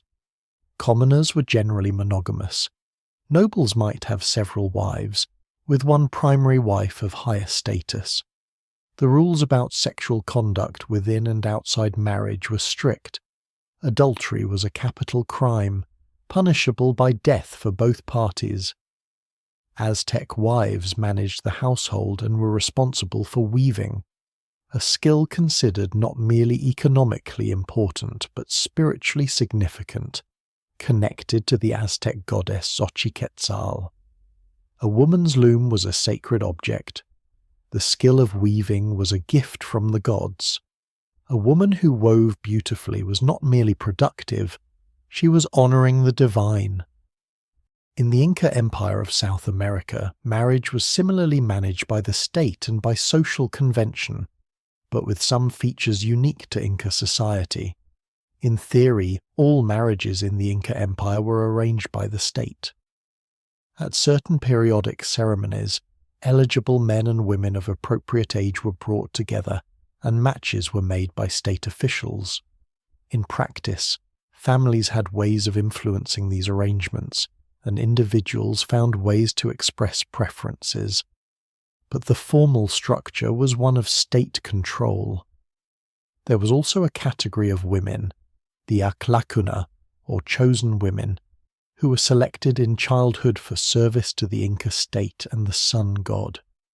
These women lived in special houses trained in weaving and cooking and ritual service. Some became wives of the Sapa Inca, the emperor, or were given as wives to favoured nobles or allies. Their marriage was not negotiated between families. It was a gift from the emperor, an honour that came with obligations. Let us drift back across the ocean now, eastward across the Atlantic, back to Europe, and this time to the warm, painting-filled, commercially vital world of Renaissance Italy. In the great city-states of 15th century Italy, Florence, Venice, Milan, Rome, marriage had evolved into something that combined the ancient economic logic of arranged marriage with the emerging cultural values of the Renaissance, a growing appreciation for beauty, for learning, for the carefully constructed image of the household as a site of social display and cultural prestige. The Renaissance Italian dowry system was extraordinary in its complexity and scale. Florentine families, particularly merchant families, invested enormous sums in their daughters' dowries. A dowry negotiated poorly could damage a family's financial position for years. A dowry negotiated well could open doors to more prestigious alliances, more profitable business relationships, greater social standing. The Florentine government even established in 1425 an institution called the Monte del Dotti, a kind of government dowry fund. Fathers could deposit money into this fund when a daughter was born, and the accumulated interest over 15 or 16 years would help fund her dowry. It was an early form of what we might today call a savings bond, created specifically to address the financial challenge of marrying daughters. The age gap in Renaissance Italian marriages was, by modern standards, extreme. A Florentine merchant man typically married in his 30s, when he had accumulated sufficient wealth and established his business position. His bride was typically in her mid-teens. The gap of 15 to 20 years between husband and wife was considered normal and even ideal. This produced marriages of a particular quality. The husband was established, experienced, mature. The wife was young, malleable, and often intimidated by the transition from her father's house to her much older husband's. Renaissance conduct literature for wives, of which there was a great deal, emphasized exactly the qualities you might expect: modesty, silence, obedience, the careful management of the household, the avoidance of any contact with men outside the immediate family. But Renaissance Italy also produced some of the most remarkable learned women in European history, women who, within the constraints of their situation, developed intellectual lives of genuine distinction. Isotta Nogarola of Verona, who engaged in learned correspondence with humanist scholars; Cassandra Fedele of Venice, who delivered public orations at the University of Padua and corresponded with scholars across Europe; Laura Serretta of Brescia, who wrote fierce letters defending women's right to education. These women operated in the narrow space that their marriages and their families allowed them. Some of them chose not to marry. Nogarola never married, choosing a life of scholarship instead. But even for the married ones, the life of the mind was possible, in the right circumstances, with the right husband, with the right combination of determination and luck. One of the most important things to understand about historical marriage is that it was profoundly different depending on your social position. The marriage of a duke was not the same institution as the marriage of a ploughman, even if they were governed by the same laws and the same church. For the very wealthy, the aristocracy, the great merchant families, the high nobility, marriage was elaborate, expensive, carefully managed, and deeply strategic. The negotiations before a great aristocratic marriage might involve lawyers, ambassadors, and intermediaries over a period of years. The wedding itself could cost as much as a small war, with hundreds of guests, days of feasting, tournaments, pageants, theatrical performances. The bride's trousseau was a diplomatic statement. The gifts exchanged between families were works of art, and the stakes were correspondingly high. An aristocratic marriage wrong concluded could mean the loss of an inheritance, a diminishment of social standing, an awkward political alliance that became a liability. An aristocratic marriage successfully concluded could mean the absorption of a rival family's estates, the opening of new markets, the securing of a distant throne. The great aristocratic marriages of history have a glamour that has made them the subject of endless historical fascination, and with good reason. The marriages of European royalty, traced over centuries, form a kind of complex genealogical drama that connects the great dynasties of the continent in intricate, sometimes comical, sometimes catastrophic ways. The Habsburg rulers of Austria and Spain practiced endogamous marriage, marrying within the dynasty, with such enthusiasm that by the late 17th century, Charles II of Spain was so genetically compromised by generations of cousin marriage that he was physically and mentally incapacitated, unable to produce heirs, and died effectively ending the Spanish Habsburg line. But for the vast majority of historical people, the 90% or more who worked the land, who worked with their hands, who lived in villages and small towns and urban tenements, marriage was a much simpler and much more immediate affair. They married their neighbours. They married the girl from the next village, the boy from the farm at the other end of the lane. The negotiations between families were conducted over a kitchen table, not in a lawyer's office. The dowry was a cow or a chest of linen, or the promise of a small plot of land. The wedding feast was a shared dinner in the village hall, with singing and dancing and whatever ale or cider the families could provide. And the marriage that followed was the daily reality of shared labour, shared bed, shared struggle, and shared survival that we have been tracing through this whole long night. Let us pause for a while on some specific historical marriages, real couples whose lives together illuminate the patterns we've been tracing. When we speak of Cleopatra, Cleopatra the seventh Philopator, last of the Ptolemaic pharaohs, we inevitably speak of her marriages and her partnerships, because her personal alliances were inseparable from her political survival. She was in every sense a political animal. She married her younger brother, as was Ptolemaic custom, to consolidate royal power. A marriage of pure political necessity, without any affection.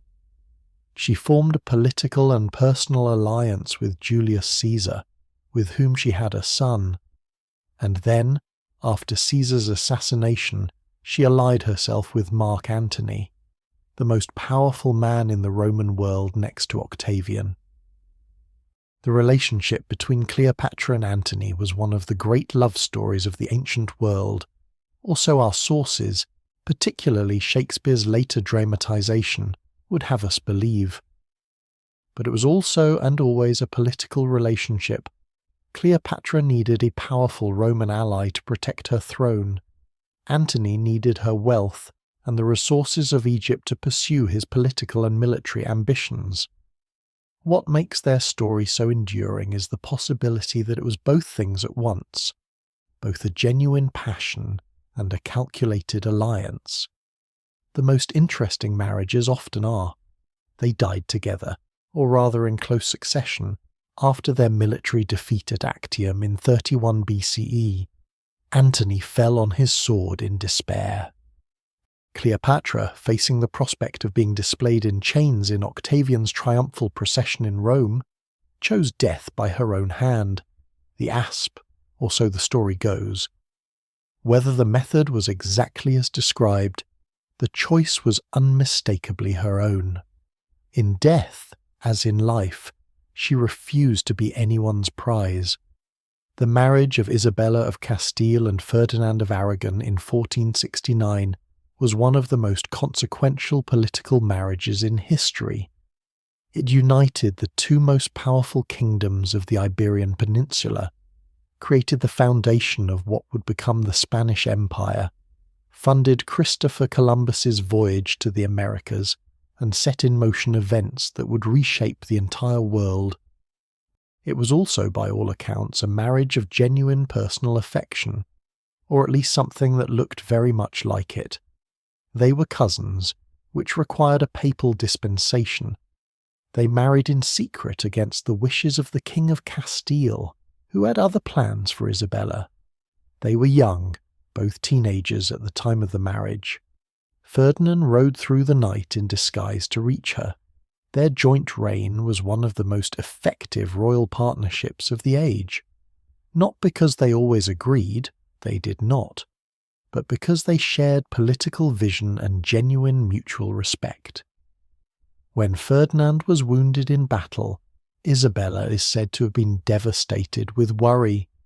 When Isabella died in 1504, Ferdinand reportedly never fully recovered from her loss. Their marriage also, of course, produced the Spanish Inquisition, the expulsion of the Jews from Spain, and the beginning of the brutal conquest of the Americas. The history of their partnership is not a simple love story. It is a complex, morally dense, consequential partnership between two powerful people in a ruthless age. Let us jump forward, all the way to 18th century New England to the early decades of the American Republic, and consider the marriage of John and Abigail Adams. Theirs was a marriage of remarkable intellectual equality and genuine deep affection. Remarkable not because such marriages did not exist before the modern era, but because the evidence for it is so voluminous and so eloquent. They were separated for long periods by John's public service, and they wrote to each other constantly for decades. Their letters, which survive and have been published, are among the most fascinating documents in American history. Abigail Adams was formidably intelligent, brilliantly observant, deeply interested in politics and public life. She managed the family farm with great success during John's long absences, raised their children largely alone during the most demanding years of the Revolutionary period, conducted business, managed money, and maintained the household with efficiency that impressed everyone who knew her. And she wrote letters. Oh, how she wrote letters! Remember the Ladies, she famously wrote to John in 1776, as he was attending the Continental Congress and helping to design the new American government. And be more generous and favourable to them than your ancestors. Do not put such unlimited power into the hands of the husbands. Remember, all men would be tyrants if they could. John's reply was affectionate and somewhat dismissive. He treated her appeal as a charming joke. Abigail, who was decidedly not joking, let the matter drop with a patience that must have cost her something. She did not live to see the changes she advocated for, but she saw her son become President of the United States. And she lived, by all accounts, in a marriage of genuine partnership, genuine friendship, genuine love, within the constraints of a society that did not extend those qualities to women in any legal or political sense. For most of history in most of the world, divorce was either impossible, extremely difficult to obtain, or available only to men. In Catholic Europe, as we have already touched upon, the Church's teaching that marriage was indissoluble meant that divorce, in the modern sense of a termination of the marriage that freed both parties to remarry, was not available at all. What the Church offered instead was annulment, a declaration that the marriage had never been valid in the first place, on grounds such as consanguinity, lack of consent, impediment of prior bond, or failure of consummation. Annulment was expensive. It required legal proceedings in ecclesiastical courts. It was available in practice primarily to those with money, connections, and time. The poor simply stayed married, or abandoned their spouses and moved elsewhere and hoped nobody followed. Henry VIII, as we have noted, went to extraordinary lengths to obtain what he wanted the Church to declare an annulment of his marriage to Catherine of Aragon.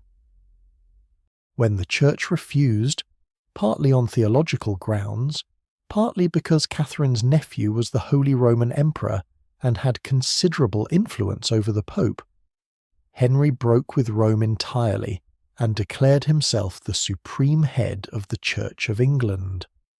This was, viewed from one angle, an act of extraordinary political audacity. Viewed from another, it was a middle-aged man throwing a constitutional tantrum because he wanted a different wife. Protestant reformers in the 16th century took a somewhat different view of marriage and divorce than the Catholic Church. Luther, for example, held that marriage was a civil rather than a sacramental matter, and consequently that civil authorities had the right to permit divorce and remarriage in certain circumstances. Protestant jurisdictions in Germany, Switzerland, and eventually England and Scotland developed divorce laws that were more accessible than the Catholic annulment process, though still limited to specific grounds and generally available only to those with means. In Islamic law, Sharia, divorce had from the early medieval period been more readily available than in Christian Europe, at least for men. A man could divorce his wife by pronouncing the talaq, the repudiation formula, 3 times. In classical Islamic law, a woman could also seek divorce, but on a narrower range of grounds, often involving harm or neglect, and typically requiring adjudication by a judge. The woman initiating divorce usually had to return her mahr, the bridal gift given to her at marriage, as part of the process. What Islamic divorce law did provide more consistently than Christian divorce law, was some financial protection for the divorced wife. The mahr, which was required to be given to the bride at marriage and was her property, provided at least some cushion. In many cultures, divorce existed in some form but carried devastating social stigma, particularly for the wife. A divorced woman in many historical societies was damaged goods, suspect, unmarriageable, or marriageable only in the most reduced circumstances, subject to social exclusion and economic vulnerability. The result was that divorce, even when technically available, was often practically impossible, not because of legal barriers, but because of the social and economic consequences that fell so disproportionately on women, and so many marriages that were deeply unhappy simply continued. Two people bound together by law and social pressure and economic necessity, who had ceased to be any comfort to each other, if they ever were, living out the rest of their lives in the same household, in the same bed, in the same quiet shared suffering. This is one of the great unrecorded tragedies of historical marriage. The records we have tend to capture the dramatic events, the annulments, the famous separations, the legal battles over property. They do not capture the millions of ordinary men and women who simply endured. Death, not divorce, was the most common ending of historical marriages, and death came early, reliably, unpredictably. Widowhood was a state that most married people in the pre-modern world could expect to experience, either as survivor or as the one whose loss was being survived. The death of a spouse was not the shocking exception it has become in the modern world, where a healthy person marrying in their 20s might reasonably expect 50 or 60 years of married life. In a world where life expectancy at birth was 30 or 40 years, though many people lived much longer once they survived the dangerous years of childhood, where maternal mortality was high, where epidemic disease could sweep through a community in weeks, death was a constant companion to every marriage. The experience of widowhood differed dramatically by gender and by social status.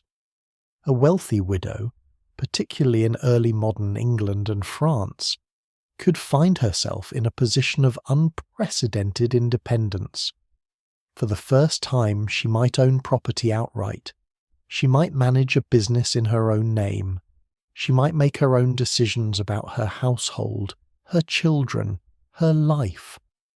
This made wealthy widows objects of considerable social anxiety. They were powerful, they were economically independent, and they were unattached. The literature of the period is full of anxious prescriptions about how widows should behave, modestly, chastely, quietly, not seeking out company or pleasure too eagerly, not remarrying too quickly or too often. The merry widow, the stereotype of the widow who enjoyed her freedom a little too much, was a figure of both fascination and disapproval.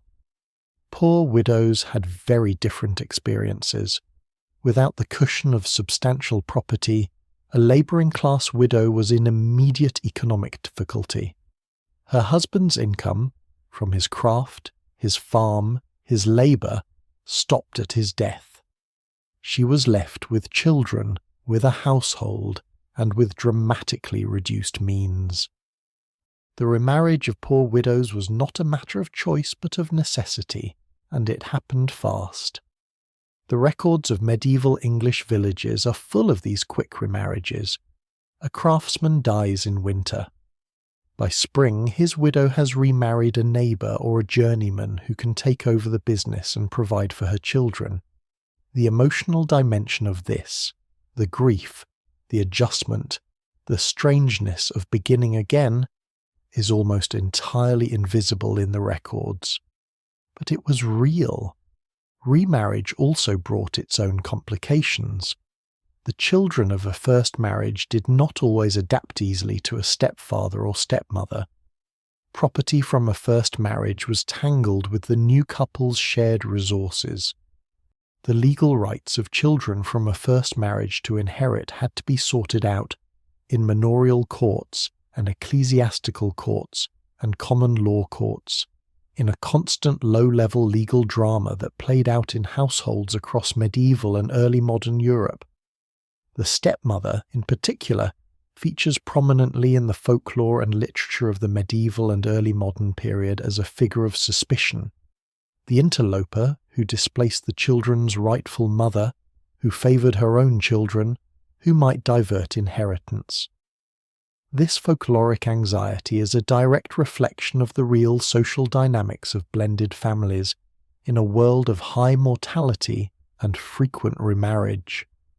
Africa, a vast continent with hundreds of distinct cultures, legal traditions and social systems, presents a marriage tapestry of almost unimaginable diversity.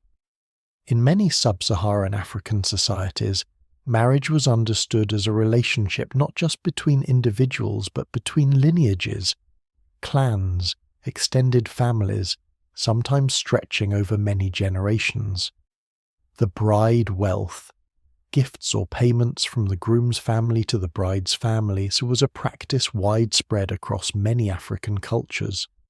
This payment was not, as it is sometimes mischaracterized, a purchase of the wife. It was a recognition of the value of the woman being given, a compensation to her family for her loss, and a way of establishing and solidifying the alliance between the two families. The payment of bride wealth created obligations in both directions.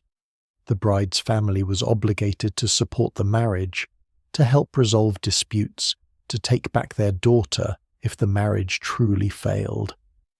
The groom's family had invested in the union and had every reason to make it work. Many African societies practice polygyny, the marriage of one man to multiple wives, as a social institution with complex rules and significant social meaning. In agricultural societies where female labour was a significant economic resource, additional wives represented additional productive capacity. In societies structured around political alliances, additional wives represented additional alliances. A man's ability to support multiple wives was often a sign of social status and wealth. But polygyny was not simply an instrument of male self-interest. In some societies, co-wives established their own networks of mutual support, helping each other with childcare and agricultural labour, providing companionship, navigating the complex politics of the household together. The relationships between co-wives were not always harmonious, but they were not necessarily ones of simple subordination either. The levirate, a man's obligation to marry or provide for his brother's widow, was practiced in many African societies, as in many cultures across the world. This institution was a form of social insurance in a world without pension funds or government welfare. It guaranteed that a widow and her children would not be cast out of the family structure that provided their material support. In pre-modern Japan, marriage was deeply embedded in a social system that valued duty, hierarchy, and the subordination of individual desire to family and social obligation, values articulated most clearly in the samurai code of Bushido, but pervasive throughout Japanese society in the Edo period and beyond. Marriage was arranged by families, mediated by go-betweens, nakodo, and conducted with careful attention to the family's social standing, financial position, and prospects. The ideal wife in Confucian-influenced Japanese society was the Ryosai Kenbo, the good wife, wise mother, whose value lay in her management of the household and her support of her husband's public career. A samurai wife was expected to be prepared to defend her home in her husband's absence. Several samurai women are recorded as having done exactly this, with great courage and considerable skill. She was also expected to possess the emotional control to face hardship, loss, and even death with equanimity. A samurai wife who brought dishonor on her household might be expected to take her own life. But Edo period Japan also produced remarkable women. The poet Chiyo-ni, who became a Buddhist nun, wrote some of the most celebrated haiku in Japanese literary history. The fiction writer Ihara Saikaku described the lives of merchant-class women with a combination of sympathy and social observation that remains illuminating. And the tradition of the onagata, male actors playing female roles in kabuki theatre, reflected the extraordinary complexity of gender in Japanese culture. Japanese marriage also encompassed forms of formal and informal concubinage among the upper classes, with careful social rules about the children of concubines and their standing relative to the children of the official wife. The emotional life of the household, the competitions, the alliances, the gradual adjustments, was the subject of much of the great literature of Heian period Japan, most famously in Murasaki Shikibu's The Tale of Genji, written in the early 11th century. The Tale of Genji, written by a woman about the romantic and marital life of a courtly man, is one of the great monuments of world literature. It is also, among many other things, a profound and unsentimental exploration of what marriage meant in Heian Japan. The loneliness, the hierarchy, the constant calculation of social position, the small private griefs, and the moments of genuine beauty and connection that flickered within the rigid structure of the institution. Let us rest here for a moment, in the quietest and most intimate space of historical marriage, the marriage bed. Not the wedding night, which we have already visited, but the ordinary nights, the thousands of ordinary nights that make up a marriage, the unremarkable, uncelebrated, unrecorded nights when two people simply lay down together in the dark after the work was done and the children were sleeping and the house was quiet. What were those nights like? In the medieval period, the marriage bed was often a shared space in a more literal sense than modern couples might imagine. We have already touched on this, but let us linger here.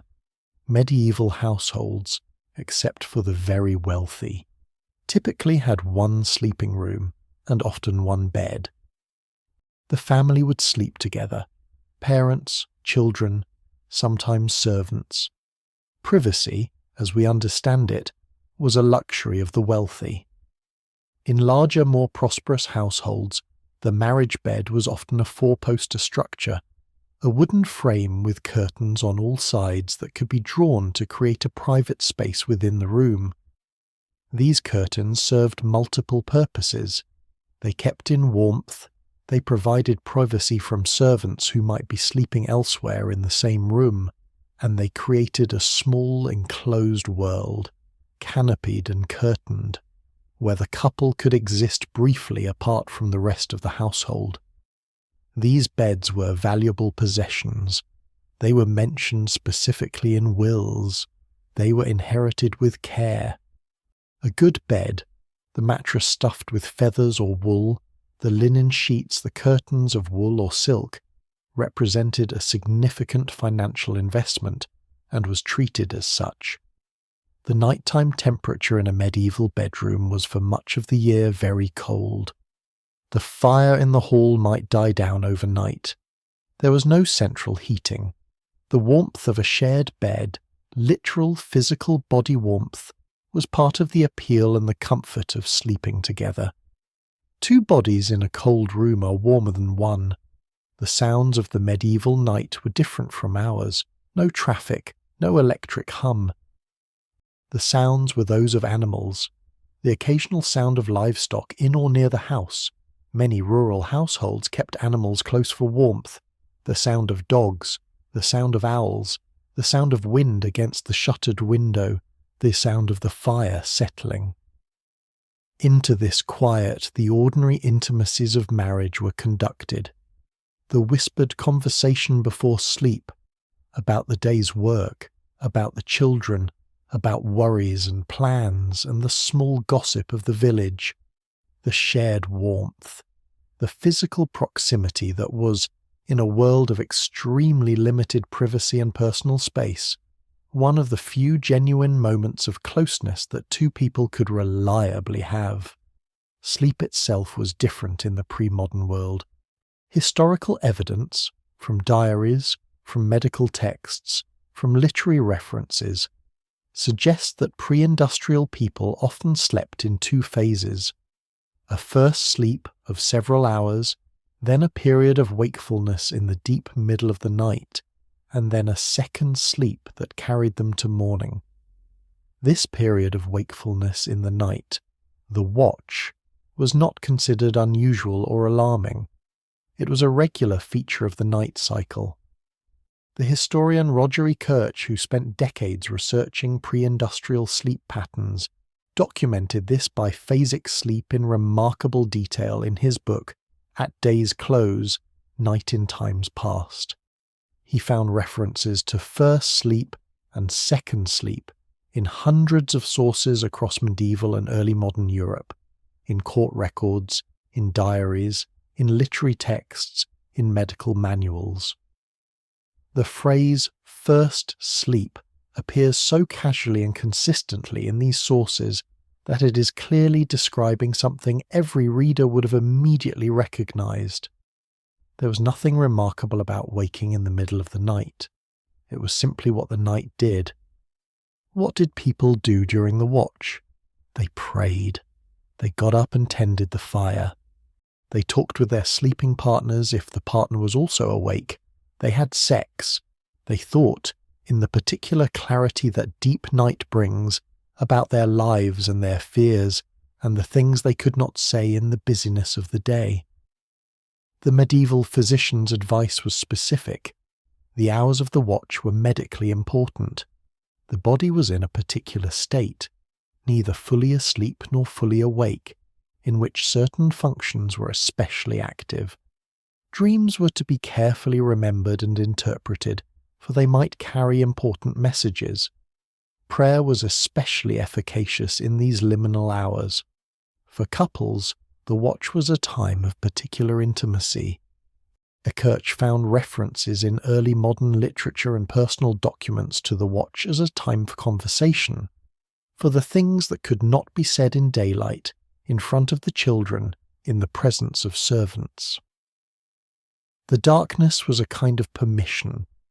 The peculiar liquid consciousness of the middle of the night, not quite asleep, not quite awake, seemed to dissolve some of the ordinary defences.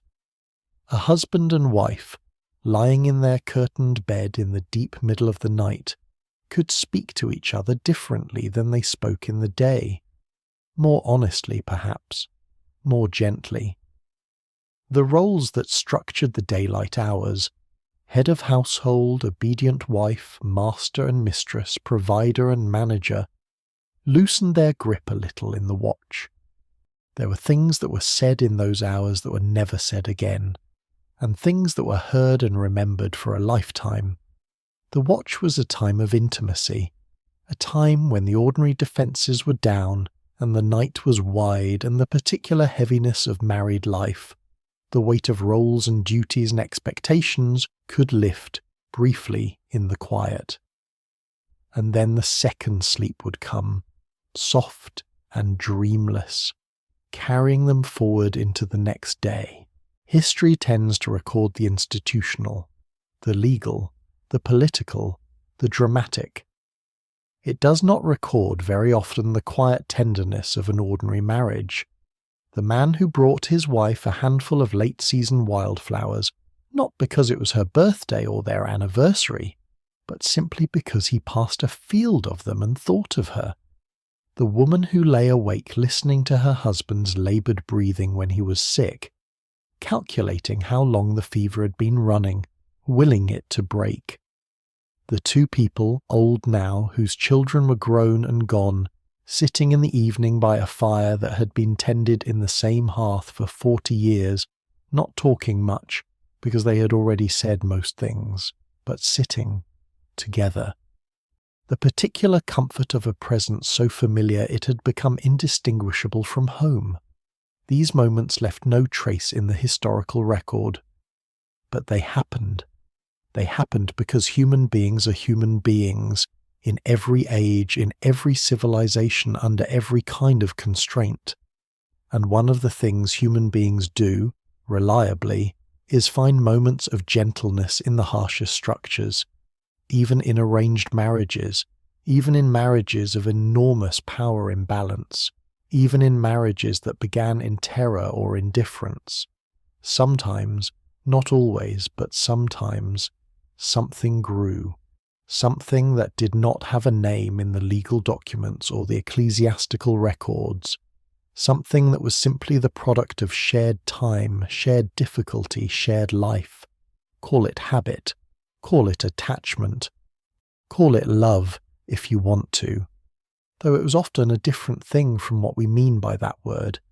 It was real, whatever it was. By the 18th century, something was beginning to shift, slowly, almost imperceptibly at first, but gathering force. In Europe and its colonies, new ideas about human dignity, individual rights, and the nature of personal happiness were circulating with increasing energy. The Enlightenment had given people new frameworks for thinking about themselves and their institutions, including the institution of marriage.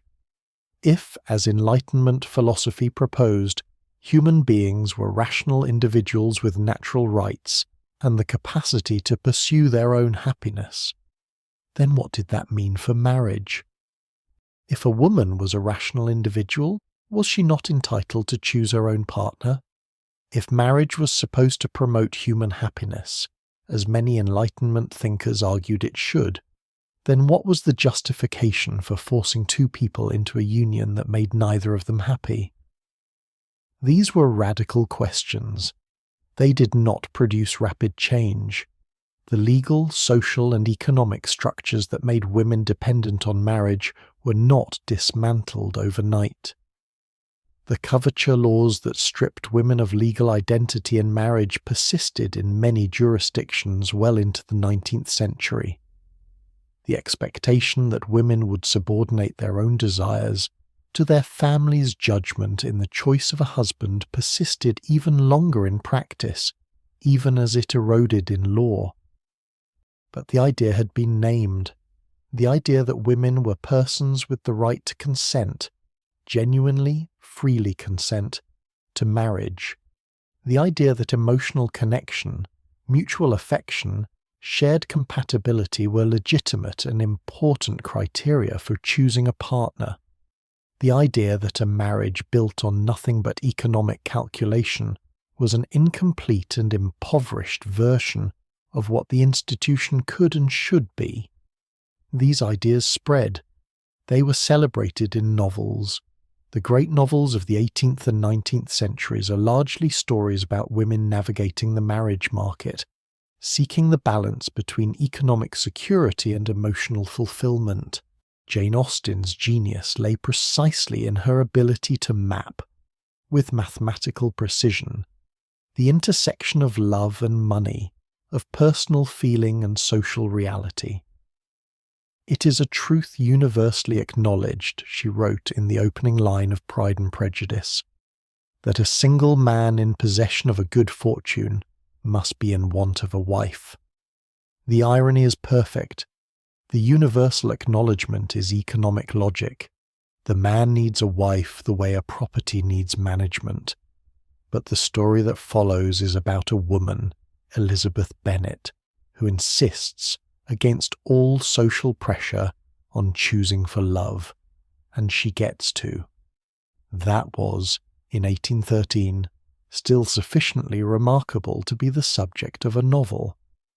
The 19th century was a period of extraordinary contradiction in the history of marriage. On one hand, the Victorian age produced the most elaborately romanticized ideal of marriage the Western world had yet seen.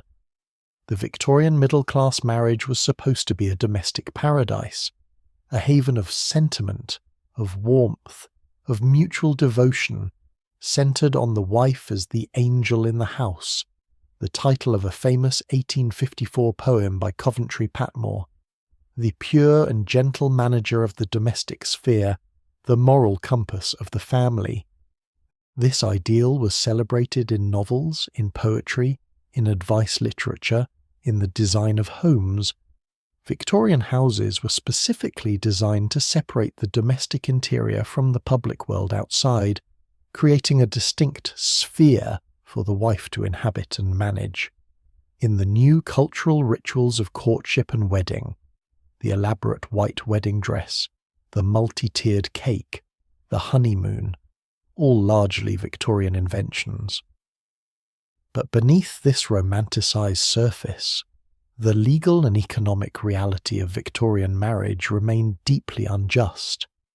English married women could not own property until the Married Women's Property Acts of 1870 and 1882, meaning that until that point, any property a woman owned before marriage, or inherited or earned during it, automatically became her husband's.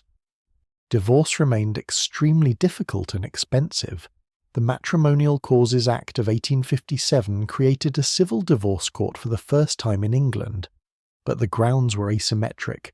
A husband could divorce a wife for adultery. A wife had to prove adultery plus an additional aggravating factor, cruelty, desertion, incest, to divorce her husband. Child custody, in cases of separation or divorce, automatically went to the father until the Custody of Infants Act of 1839 allowed mothers to apply for custody of children under 7. Before that, a wife who left a cruel or abusive husband had no legal right to take her children with her. The story of Caroline Norton is one of the most illuminating and most painful case studies in the reality of Victorian marriage law. Caroline Norton was a writer, a beauty, a celebrated figure in London literary society, who in 1836 separated from her husband, George Norton, after years of physical abuse. George, furious, sued the Prime Minister Lord Melbourne for criminal conversation with his wife, an accusation that was widely disbelieved but that was intended to destroy Caroline's reputation and the political career of her supposed lover. George won the suit, and under the law of coverture kept the earnings from Caroline's published writings, refused to pay her any maintenance, and denied her access to their 3 children. Caroline spent the next 3 decades campaigning for legal reform. Her pamphlets and arguments contributed directly to the Custody of Infants Act of 1839, and later to the Matrimonial Causes Act of 1857. She wrote, with precise and bitter clarity, about what the law did to women in bad marriages. "The law is not equal," she wrote. "It makes a woman's body, heart and soul the property of her husband." She was not exaggerating. Her campaigns helped change the law. Her personal situation was never fully resolved. George Norton did not stop being difficult until his death, which left Caroline legally free but old and tired. She died in 1877, 3 months after finally being able to marry the man she had loved for decades.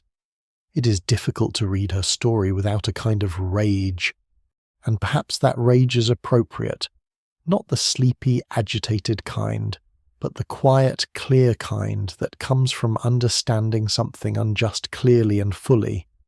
That understanding is part of what history gives us, the clarity to see the past plainly, and from that plainness, to feel the weight of how far we have travelled and how far there still is to go. Women campaigned, wrote, organised, petitioned, argued, and gradually, painfully changed these laws. It took the better part of a century. It is not finished yet in various parts of the world. The history of marriage reform is the history of women insisting, against institutional resistance, against legal tradition, against the accumulated weight of centuries, that they were persons.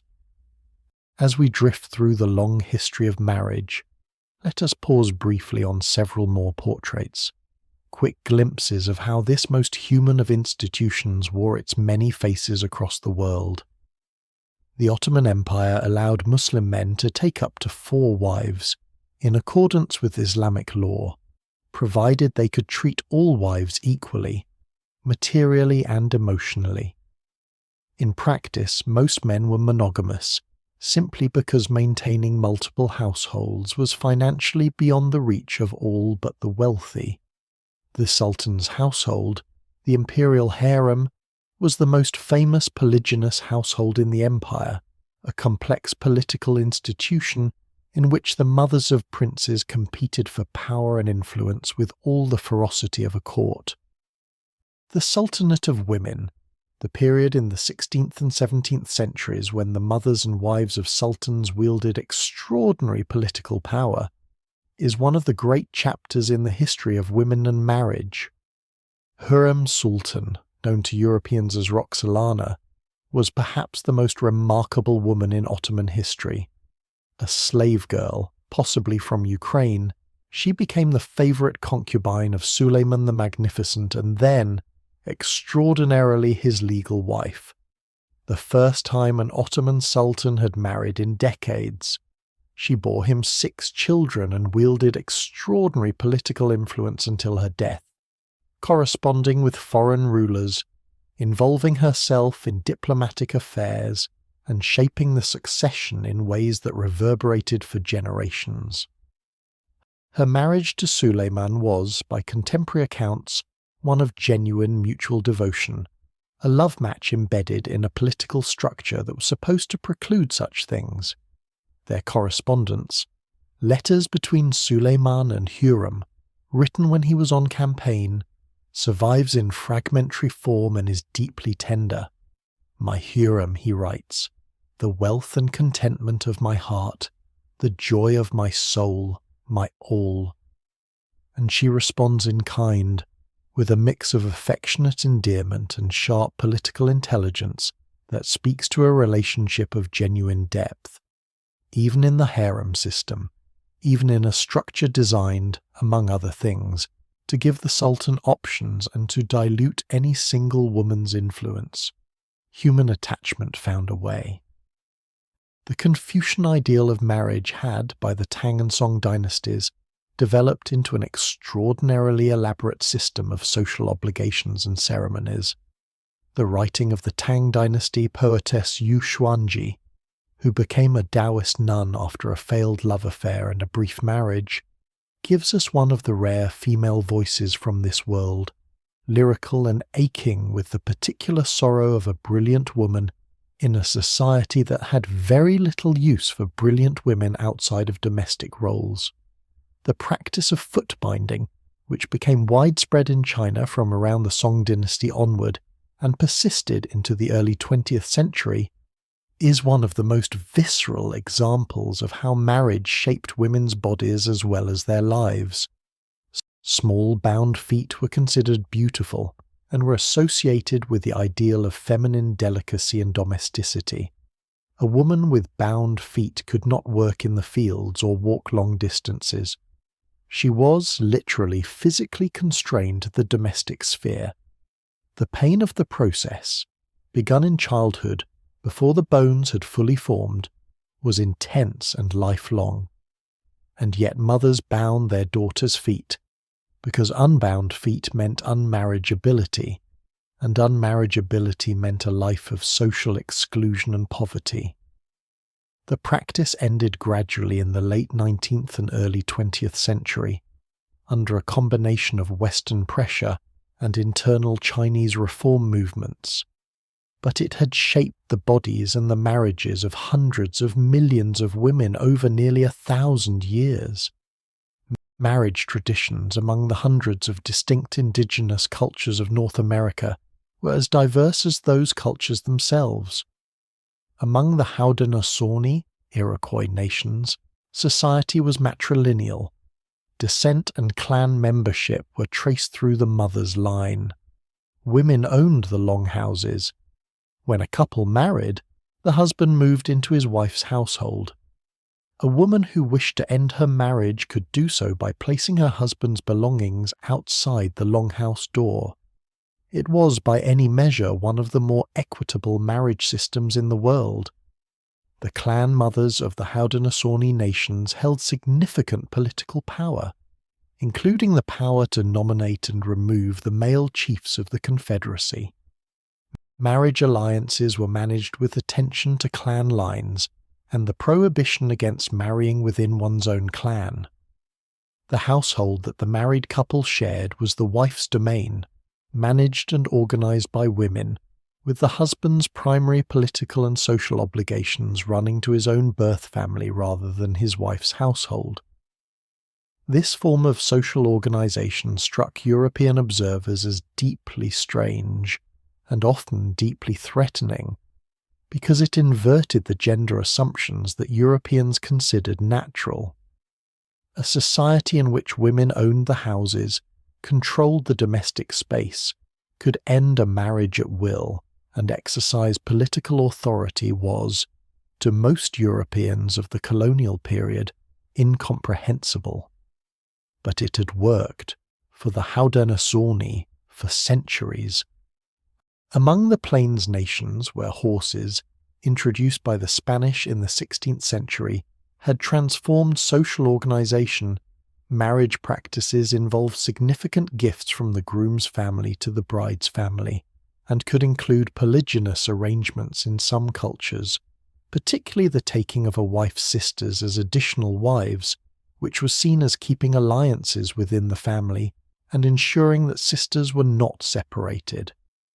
Among the Akan people of what is now Ghana, society is matrilineal. Children belong to the mother's clan, and a man's heirs are his nephews, his sister's sons, not his own children.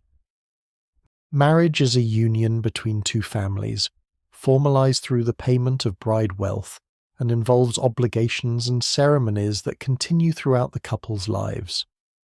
Marriage in many Polynesian cultures was relatively flexible by comparison with many other ancient societies.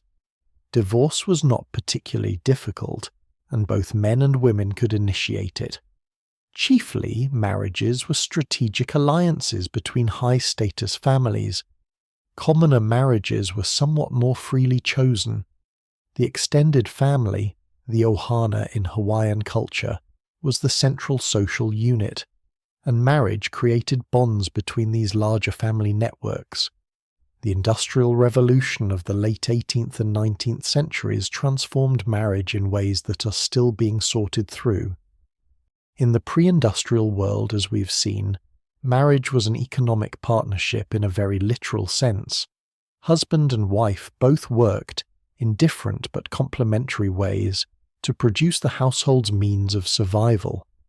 This was true in the farming household, in the craftsman's household, in the merchant's household. Industrialization disrupted this partnership. As men's work moved outside the home, into factories, into offices, into the new industrial economy, and women's work remained, or was relegated to the domestic sphere, the gender division within marriage became sharper and more absolute than it had ever been in the traditional household economy. The ideology of separate spheres, the man's sphere being the competitive, commercial, public world, the woman's sphere being the domestic, private, moral world of the home, reached its fullest cultural expression in the Victorian period. It had a particular class dimension.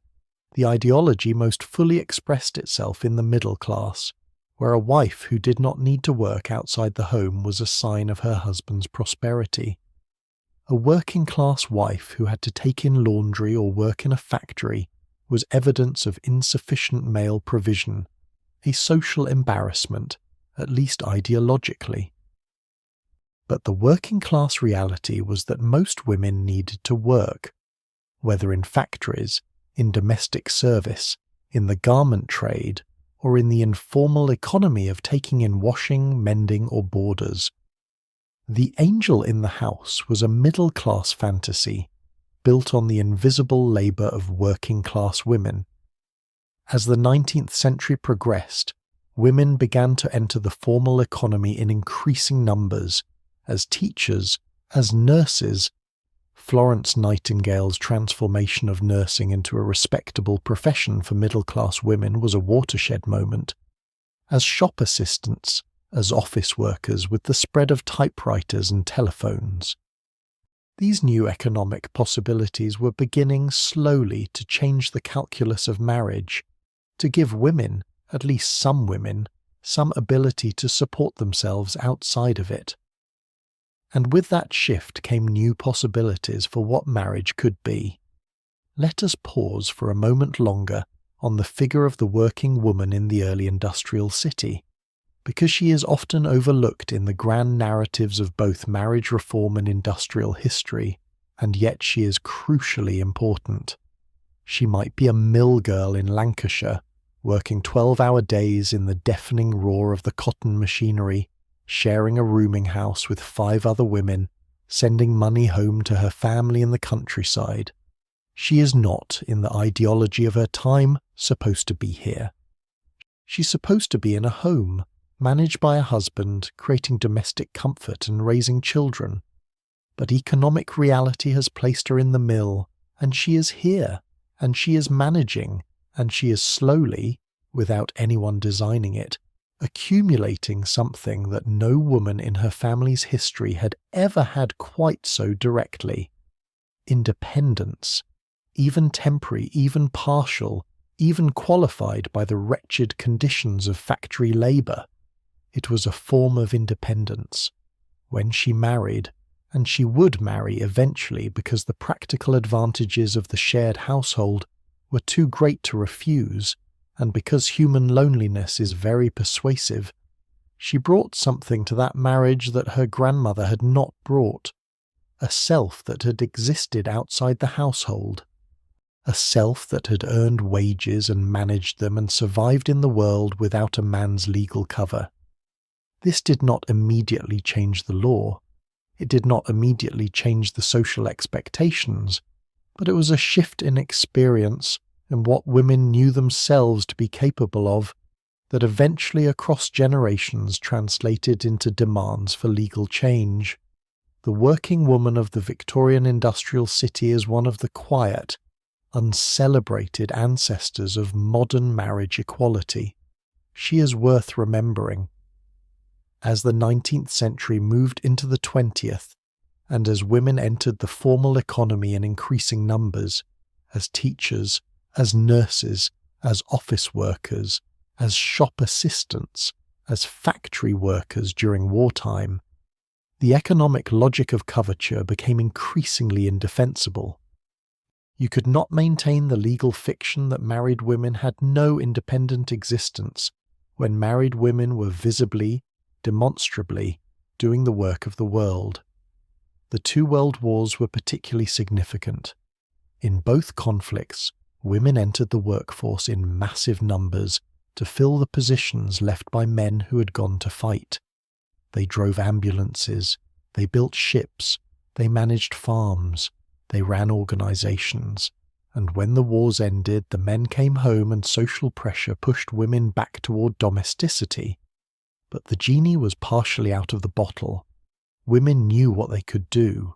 Their daughters grew up knowing what their mothers had done. The legal changes that followed, in property rights, in divorce law, in workplace equality, in reproductive rights, were the delayed formal recognition of a social transformation that had already been happening in the lived reality of millions of ordinary marriages. One of the great ironies of the history of marriage is that the very thing we now consider most essential to it, love, is the thing that has historically been most systematically excluded from its formal definition. Marriages were made for land, for alliances, for survival, for heirs, for social standing, for the management of property across generations. Love was an additional bonus, if it happened, a grace note on a piece of music that was primarily about something else entirely, and yet. The evidence of love in historical marriages is everywhere.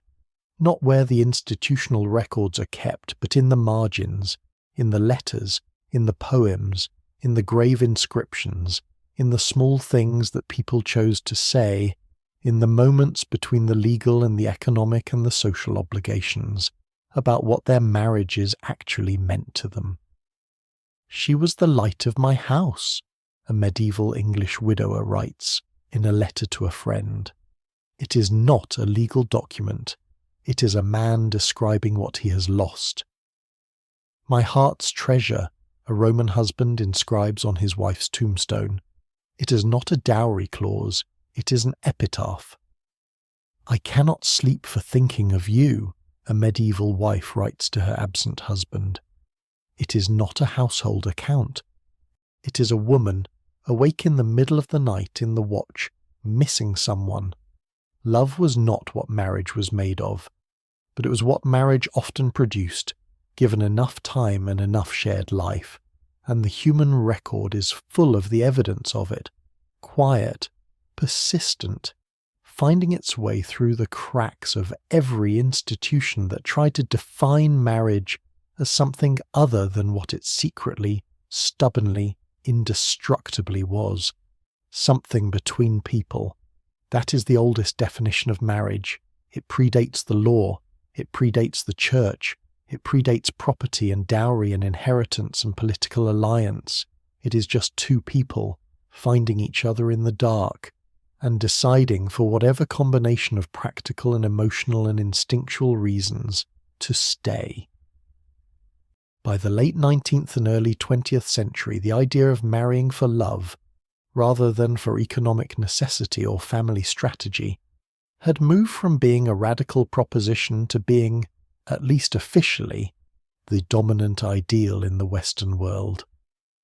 The romantic ideal of marriage held that the couple was the fundamental unit, two individuals who chose each other freely, on the basis of emotional and personal compatibility, and who created a household together that was first and foremost an emotional bond, a partnership of equals, or approaching equals, a haven of mutual support and understanding. This was a genuinely revolutionary idea. It upended centuries of understanding about what marriage was and what it was for. It placed individual desire at the center of an institution that had always been defined by collective need. The consequences were profound and complicated. On one hand, the romantic ideal offered women and men something precious. The idea that they deserved to be happy in their marriages. That emotional misery was not simply the price of social survival. That a marriage built on nothing but economic calculation, without affection, without respect, without the possibility of joy, was an inadequate thing. On the other hand, the romantic ideal created enormous pressure on marriage to be what it had never had to be before, a total, all-encompassing emotional fulfillment. The Victorians and their successors expected marriage to provide friendship, passion, intellectual stimulation, domestic comfort, child-rearing, and economic partnership, all in one relationship with one person forever. This is a very high bar. And as the 20th century unfolded, the tension between the romantic ideal of marriage and the practical reality of sustaining it became one of the great social dramas of modern life. Divorce rates climbed, in large part because people were now leaving marriages that their grandparents would simply have endured, because they expected more and believed they deserved more. The history of marriage in the modern period is a history of the ongoing negotiation between the old reality, marriage as economic survival, as social institution, as duty, and the new ideal, marriage as love, as choice, as mutual fulfillment. Neither pole of that spectrum is entirely right. Neither is entirely wrong. Both contain truths about what human beings need and what human relationships can bear. Throughout this long journey, we have seen how deeply religion shaped the institution of marriage, from the sacred fire of the Hindu wedding ceremony to the Catholic doctrine of indissolubility, from the Islamic Ma to the Norse invocations of the gods. Religion gave marriage its transcendent dimension, the sense that this union was not merely a human contract but a divine covenant, witnessed and blessed by forces greater than either party. In different religious traditions, this has meant different things. For Catholics, it meant permanence, a marriage that could not be ended. For many Protestant traditions, it meant a serious commitment that was nonetheless subject to the authority of civil law and could be dissolved in cases of sufficient failure. For Jewish law, it meant a relationship governed by a rich tradition of halachic reasoning that took seriously the well-being of both parties and provided for divorce when necessary. For Islamic law, it meant a contract with explicit terms, including the mahr that was intended to protect the wife's interests. In all these traditions, there was the same underlying attempt to bring the divine into the human, to make this most ordinary and most necessary of human arrangements into something sacred, something worthy of ritual and witness, and the most solemn words that language could provide. And this impulse, to mark the beginning of a shared life with ceremony, with beauty, with the invocation of something larger than the two people standing together, this persists, even as the legal and economic landscape of marriage has transformed beyond recognition. Even as the average age of marriage has risen, as the proportion of people who never marry has grown, a same-sex marriage has been recognized in many countries as equally valid. Even through all this change, people still want ceremony, still want the moment of public declaration, still want in some deep place the ritual recognition that this is real, that this matters, that there are witnesses. We have visited the marriage bed several times in this long narration. Let us return there one more time for the last night of our long journey. The shared bed is one of the most intimate and also one of the most revealing spaces in the history of marriage. What happened there, and how it happened, and who slept where and in what arrangement, tells us an enormous amount about the marriage relationship. We have noted that pre-industrial people typically slept in two phases, with a period of wakefulness in the middle of the night. Thomas Ware, a researcher who studied pre-industrial sleep patterns in the early 1990s, found that when subjects were exposed to natural light cycles without artificial lighting, they naturally developed this biphasic sleep pattern. First sleep, then a quiet period of lying awake, then second sleep. During this quiet middle period, people prayed, had sex, reflected on dreams, and significantly talked. Medieval advice literature recommended the middle of the night as a good time for couples to have important conversations, because the world was quiet, the children were sleeping, and the defences of the day were down. The quiet conversation of the middle of the night is one of the constants of human marriage, across every culture, every period. It has no entry in the census records, it leaves no trace in the legal documents, but it is perhaps the most intimate space that marriage creates. Two people in the dark, talking about things they cannot talk about in daylight. The pre-industrial married bed was also a space of considerable physical intimacy, not necessarily sexual, but simply the physical closeness of two bodies sharing warmth in a cold world. The practice of bundling, in which a courting couple might share a bed during a visit, sometimes with a bundling board between them, or with a woman's legs tied together to allow conversation and companionship without sex, was common in many Northern European and American colonial contexts. It reflects the degree to which physical closeness and conversation were understood as deeply connected, in a world where warm private spaces were limited. Even as houses grew larger and beds became more numerous, with individual children getting their own beds, with families spreading across multiple rooms, the married couple's shared bed retained its significance. It was the place where the day ended and the next day began, the place where illness and nightmare and grief were witnessed, the place where, in the most ordinary and the most irreplaceable sense, the marriage lived. And so we come, at last, to the question that has perhaps been sitting quietly at the edge of all this narration. What do we take from this? What does it mean for us, lying here in our warm beds in this strange, fortunate, complicated present, to know what marriage has been? The first thing it might give us is perspective. The marriage that most of us live in, or aspire to, or have grown up surrounded by, is different from anything that has existed for most of human history.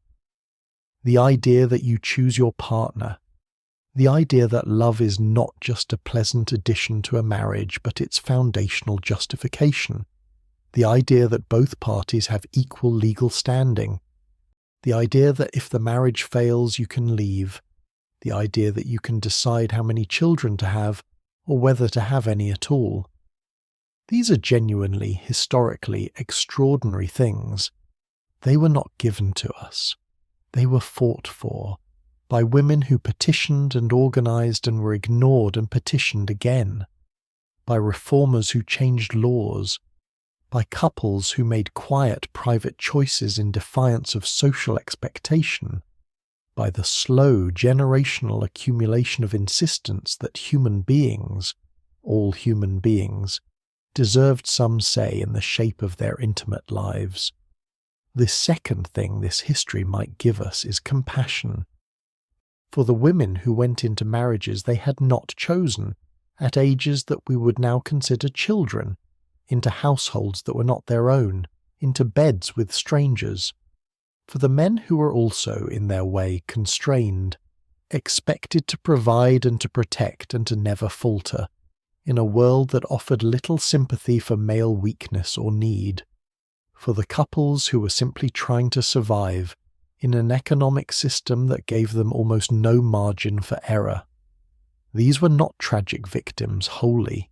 They were human beings in their time doing what human beings do, adapting, finding moments of joy within structures they had not designed, loving each other imperfectly and often, in their imperfect way, rather well. The third thing this history might give us is a kind of wonder at the sheer persistence of the impulse across every civilization, every time period, every cultural context. Human beings keep finding each other, keep making these promises in the presence of witnesses, keep building lives together in the face of all the things that make it difficult. Marriage, in all its forms, is one of the most stubborn of human institutions. It has survived empire and plague and revolution and economic collapse and cultural transformation.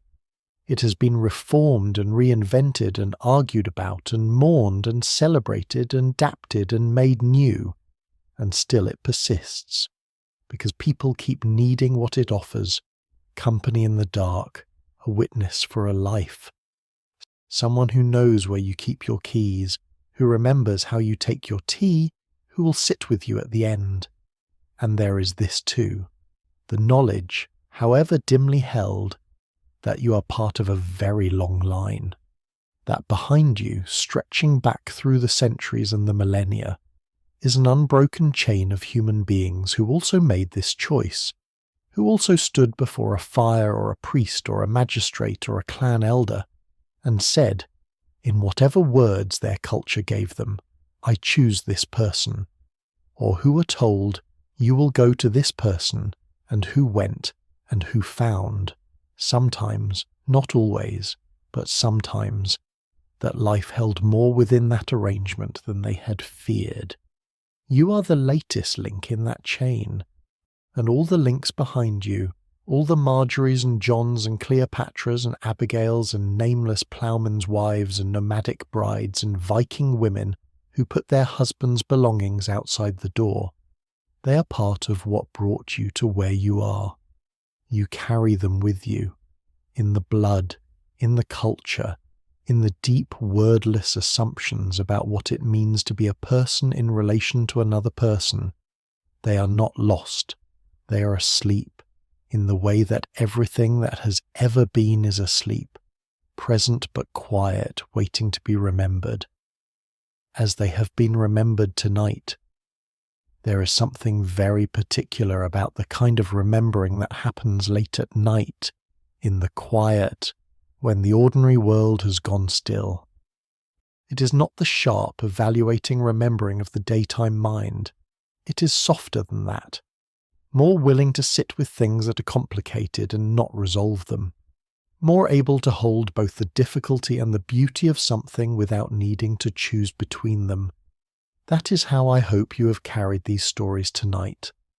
Not as a judgment on the past, not as a simple narrative of progress from darkness into light, though there has been progress, genuine and hard-won, but as a long, patient attention to the actual lives of actual people, who are more like you than the centuries between you might suggest. They worried about the same things, they loved, with the same complicated and inconvenient hearts. They lay awake in the middle of the night and thought about their choices and their losses and the people sleeping beside them, and in the morning they got up and did what needed to be done. That is not a small legacy. It is quietly one of the greatest ones. And so, at last, we reach the end of this long, long night's journey through the history of marriage. We have been to Mesopotamia, where the first marriage contracts were pressed into clay in the light of the ancient sun. We've been to Athens, where a veiled girl was carried through the torchlit streets to a house she had never entered. We've been to ancient Egypt, where a woman could divorce her husband and keep her own property, and where poets wrote of longing with a rawness that travels across 4,000 years as if it were written yesterday.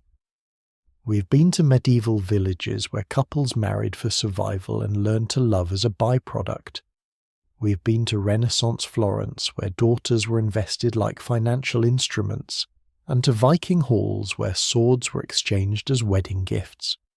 We've been to the steppes with the Mongols, to the Americas with the Aztecs and the Inca, to the Ottoman court where the mothers of princes played the most dangerous political game in the world.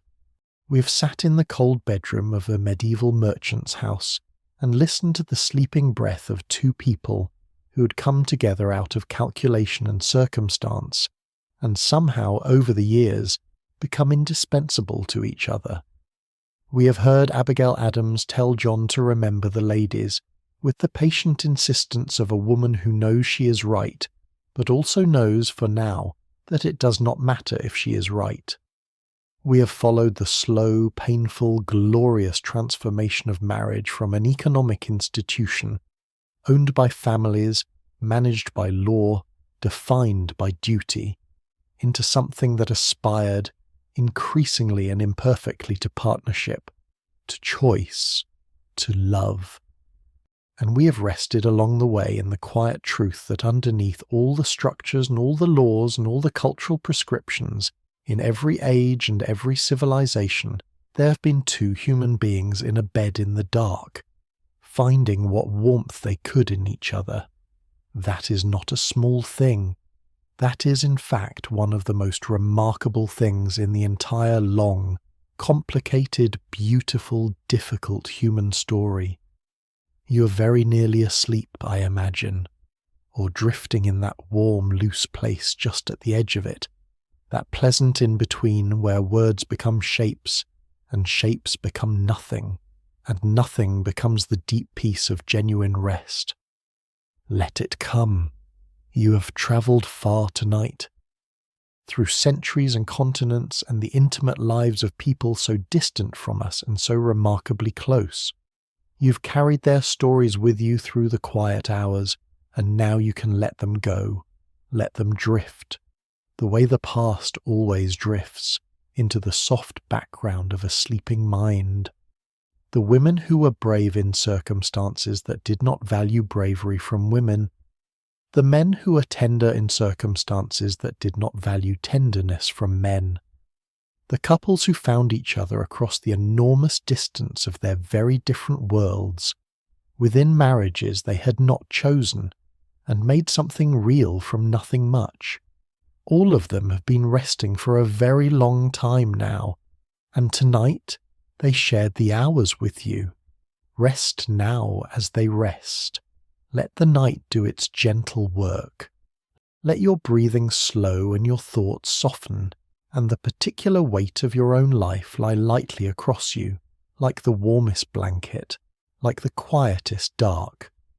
History is always here, patient and quiet, waiting to keep you company when you cannot sleep, and we will travel together again into other centuries, other lives, other stories that the night seems made to hold. For now, though, rest. If you have found some comfort here, or some wonder, or simply some relief from the loud and restless present, then this long journey has done its work. Consider subscribing to the channel so that these quiet histories can keep finding you in the hours when sleep is slow to come. There are many more stories waiting, many more long, dark roads through the beautiful, complicated human past. But those are for another night. Tonight we rest. Sweet dreams to you, wherever you are, in whatever bed, in whatever life. The past is resting too. It has been resting for a long time. It does not mind keeping you company in the quiet dark until you drift away. Good night.